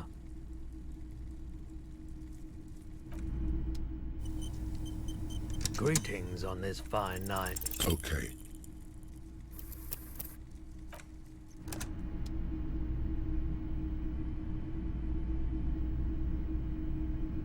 Greetings on this fine night. Okay.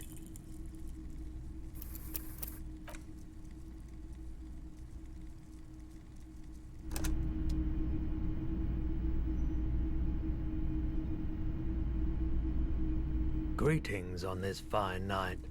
What brings you... Okay. Looking at...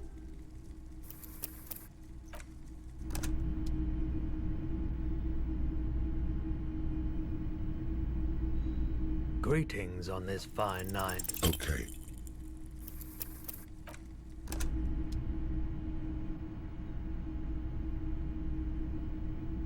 Greetings on this fine night. Okay. He definitely is high.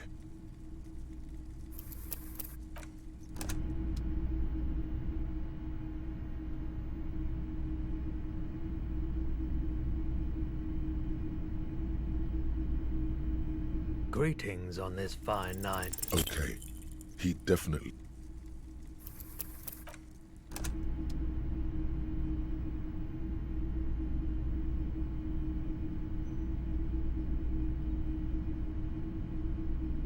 Greetings on this fine night. Okay.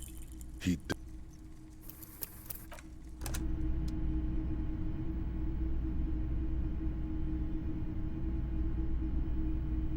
Greetings on this fine night. Feeling warm and enthralled by the movement of light, while the mind continues to race forward. Lucky bastard. He's probably on Pyrrolidon. It's tough to come by on the street. A drug developed by the military to treat and prevent radiation sickness.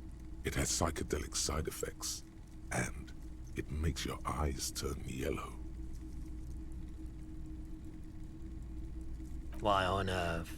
These are prescription. I can't really see without them. There's a note of indignation in his voice. Interesting. Those triangle patches on his vest, you have a feeling they mean something, like they're similar to the halogen rectangle on your jacket. I was I was with the Emergency Relief Brigade. You know, after the People's Pile disaster.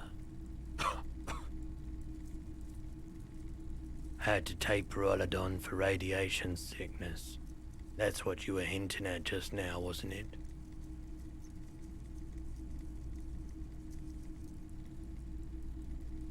He's taken for mental and emotional, not physical pain these days. There's a reason why everyone's tried to forget any of it ever happened, and why no one has tried to repair or replace the pile.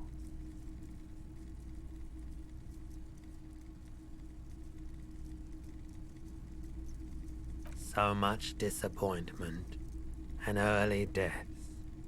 Cancer mostly.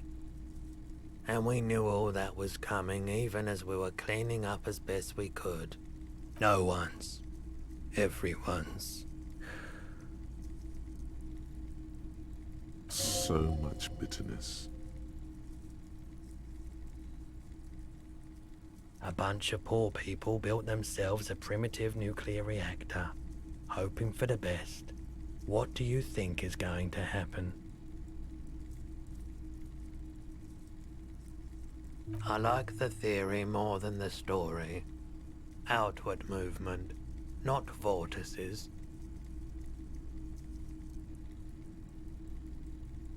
Yeah, you gotta get in on those vortices, my man. I doubt it, but I can try and answer any questions you may have. I do my best to keep my distance from all manner of butchery.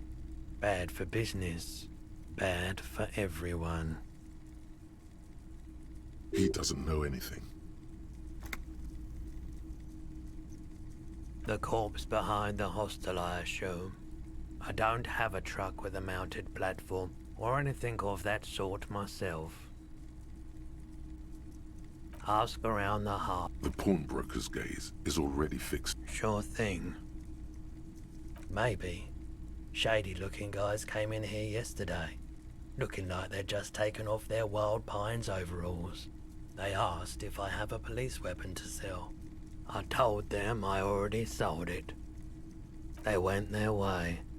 It was a trip, but you know, all sorts of people come here, asking for all sorts of things. Maybe Claire really is tracking down your gun. People as oleaginous as Everard seem like they're lying, even when they're really being truthful. Sure, man. Hello, hello. Let me know if I can help you with anything. Yes, we'd like to sell these hubcaps. Roy takes the hubcaps from the lieutenant and inspects them. The spinners appear iridescent in the dancing light of his pawn shop. Yes, these are very, very good. Did you defraud some foreign prince for them? Jump-a-mesque banger? No matter. I'll give you 200 real. No one was defrauded or jumped, I assure you. Of course. I meant no offense. 200 real for you, officer. Delightful doing business with you. Do come again. Thank you. Here's the 130 real you need for your bill. Do not waste it. The rest is for him, to compensate for the pain of being separated from his radiant spinners. The windfall is a small consolation. Anything else you're thinking of selling? Oh, no. I don't like those kinds of objects. No sale. A photic path, counter-radiance networks, anti-magnetism. It's darkness. That's all I know. Sell me something lighter. You have absolutely no idea what aphotic paths are, but the tattoos on the man are not that. Another time, perhaps. You see rows of toy soldiers guarding the rest of the trinkets displayed on the table. Some on horseback. They're not all blue. These figurines also wear... This is what the loyalists look like, yes. Which ones? Big men on a long, long time. This set of... I think their poverty has been maybe.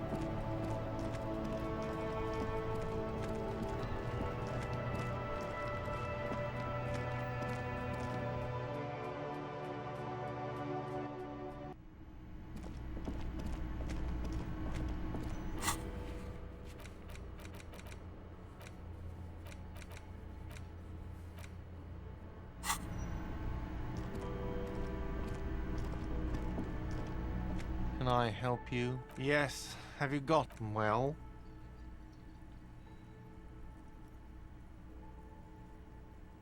Great. Thank you, officer. That's all I wanted. Payment for services rendered. If you continue to stay here, I just ask that you please pay your nightly bill in advance starting tomorrow. He's not sorry about his behavior for your sake. Now that you have money, he really wants to make sure you're not angry with him. I'll unlock the electronic lock to your room. All the doors lock automatically at 9 p.m. Please pay for each night in advance starting tomorrow. 20 real per night. I'll take a room here too. Of course. Always happy to have officers from the RCM as guests. Anything else I can do for you?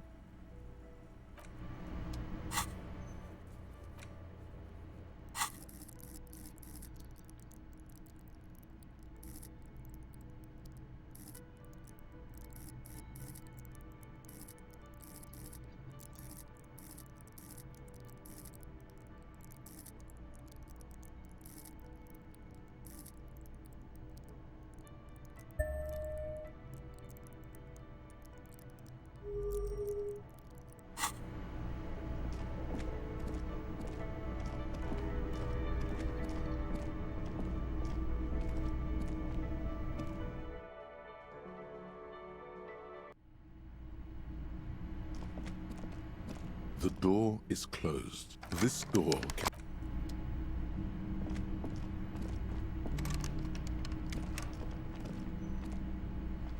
This is the door to the room you redecorated. Just a moment. We should talk about our progress on...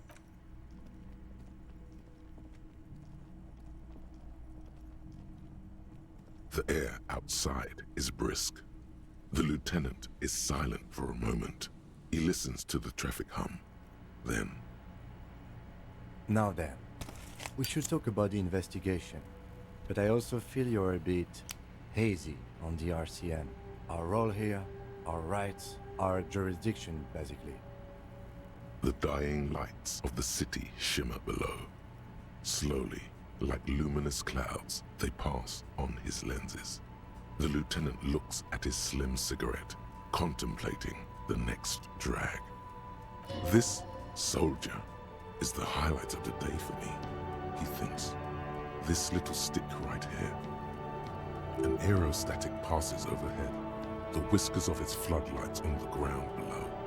Kitsuragi's glasses light up as he looks to the sky. Two glowing circles. They really don't like us here. And the mouth on that kid, Kuno. It's different in land, in Jamrock and the GRIH. It's our fault for leaving this place to the dogs, to the Union, to the company, not daring to come here more often. This place has fallen between the cracks, the jurisdictions of our two precincts. We run this city. West of the river is RCM land. It's incredibly hard. Human beings are. But we are in control, and it's worth it. The organization works, our systems work. If they didn't, the city would disintegrate. Me too, but I wouldn't count on any drastic changes in our lifetimes. Well, we inspected the victim's body, so that's good. It was not easily approachable in that state, but we did it. I would say our initial inspection was very thorough, and we have solid leads to follow up. The body is still hanging from that tree, which is unfortunate. And there's still much to do at the crime scene. He is not particularly satisfied with your progress, but he doesn't want you to feel completely discouraged. Probably out of fear that you'll just give up and keep drinking. We're both doing our best under the circumstances. Just don't drink tonight, please. As for the interviews, we conducted an interview with Everard Clare. He wasn't particularly forthcoming with useful information, however. He's not saying much on the matter because he thinks you could have gotten more out of Everard. Claire also helped you, how should I say, remember your name? That's a relief. You can look into the process of changing your name after we finish this investigation. We didn't talk to the Wild Pines rep. We really must do that tomorrow. Above all, though, today was exhausting. What's with all the running? You run a lot. Is that a standard Precinct 41 practice?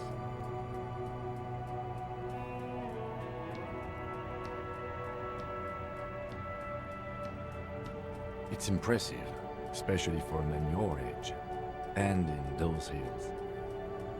Nice shoes, by the way. I like the green, goes with the orange. They're quite limited, actually. The power officers of the Revachol Citizens Militia exercise most frequently is imposing fines of up to 1,000 real for offenses, in accordance with an interdepartmental schedule. We can arrest people, of course, but rather than bringing someone in directly, it's preferable to serve a station cold sleep. It prevents confusion and overcrowding. You can't. Those who don't show up become fugitives, though, and have fewer legal rights when they are eventually caught. It's about power projection. Thus far, they seem to mostly show up. When power calls you, you come. But power itself is a fragile trick of perception. We are permitted to use whatever force we deem necessary, even lethal. Yes, the last time was 4 years ago.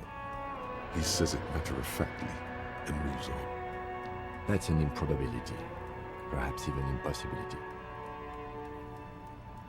Perhaps, but Precinct 41 is known for a higher-than-average rate of kills. He's not judging you. He's respectfully acknowledging the difficulty of working in your precinct. We don't convict. We arrest and send them to coalition government courts in Couron and La Delta. The prosecution works off our testimonies and records, which is why it's paramount to keep them. The coalition government, and the moral intern more broadly. The RCM was formed by the coalition government to restore order in the international zone after the revolution. So we did. Now we attempt to maintain that order. No more, no less. Or perhaps it is better to say we were allowed to form. It's a point of contention whether the citizens of Revachol or the coalition government founded the RCM. Be sentimental if you like. Either way, the moral intern leases us the right to keep the peace in this city, and they will take it away if we misuse it. Or if they think you do. Yeah, it's getting very cold now. Let's go.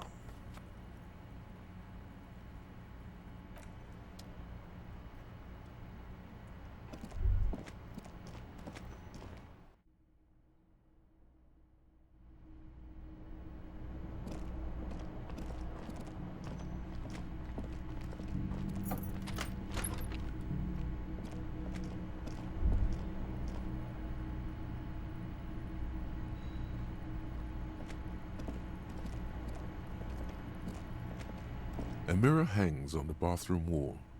In it, your face, adorned with the expression.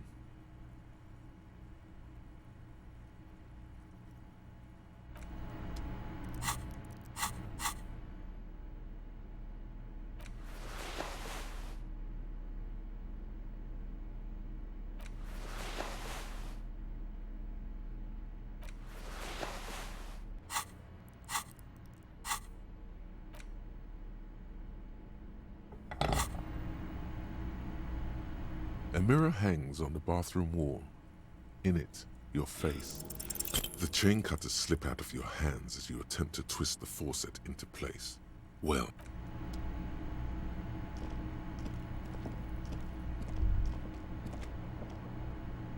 the bed is cold and not particularly inviting, but it's yours. The sheets look awful. The sheets feel at once coarse and clammy against your skin. The bed sags beneath your weight as you stretch out and finally close your eyes. And then sleep doesn't come. And then sleep doesn't come. Obviously, you're in bed with your eyes closed, but it's not happening. Maybe it's the bed's fault. It's a little better. Colors, scenes, and half-formed phrases still litter your mind. Part of you is still trying to solve the case, isn't it? Something to do with, what was it that the lieutenant said? Union? And it's gone again. Your thoughts lost between the slowing brain waves. Your breathing steadies. A great silence washes over you until your eyelids twitch in your sleep and images start forming.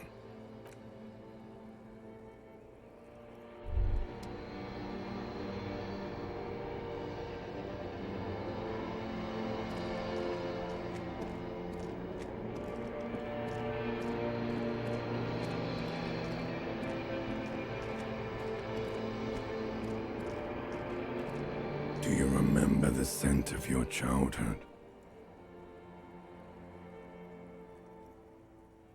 What it says on the can, Harry. Answer the question. Do you remember your wife's hand on your face?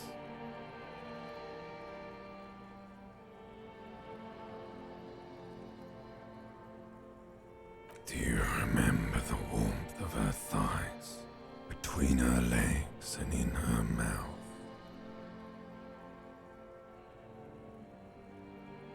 That's right, funky baby. And you just stood there. One hand on the bottle and the other on your dick. Watching her go. Let it all be dragged away from you. Tell me, where are your friends? Human beings have friends, Harry boy. Where the hell are yours? No, it's gone. 3 times gone and never coming back. You failed. You failed me. You failed Elysium. You're not coming back from shit, thrashing around in that high conductivity state of yours, bumping into things and acting like a clown. Who are you kidding? You're trying to what? I can't hear you. This is just a word dream now. Jumbled up garbage. The pictures are gone. The bed rises to meet you. A thin, sleep-like state. More glass than velvet, grinding in your head. So something is wrong. Sleep shouldn't be this bad, this dry, this unnourishing. There's something wrong with your thoughts. Some kind of new type of hangover. Oh yes, party boy, and it's worse than the one before. Just think of the shit you saw. Here it comes too, so soon already. A silent alarm goes off in your head like clockwork, barely let you sleep at all. Time to get those clothes on, Harry. Time to go to work in the shit factory.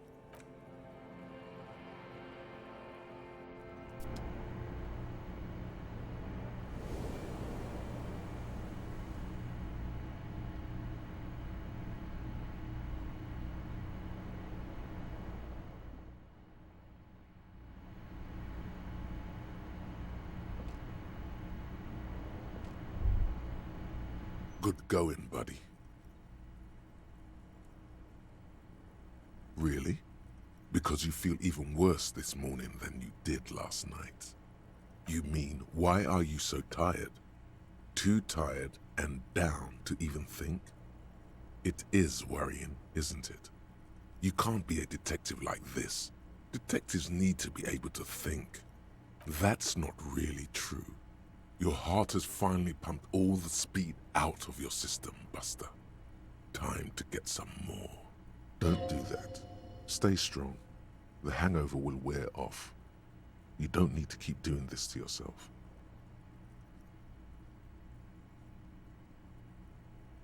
Are you sure? Ready to live as this pathetic shell of yourself for days? Basically, a week. Let's be honest, 2 weeks. Maybe 3. You won't make it. Half the town will be dead by then. You will be fired. Suit yourself, slow, sad shell man. See how you do without your spark.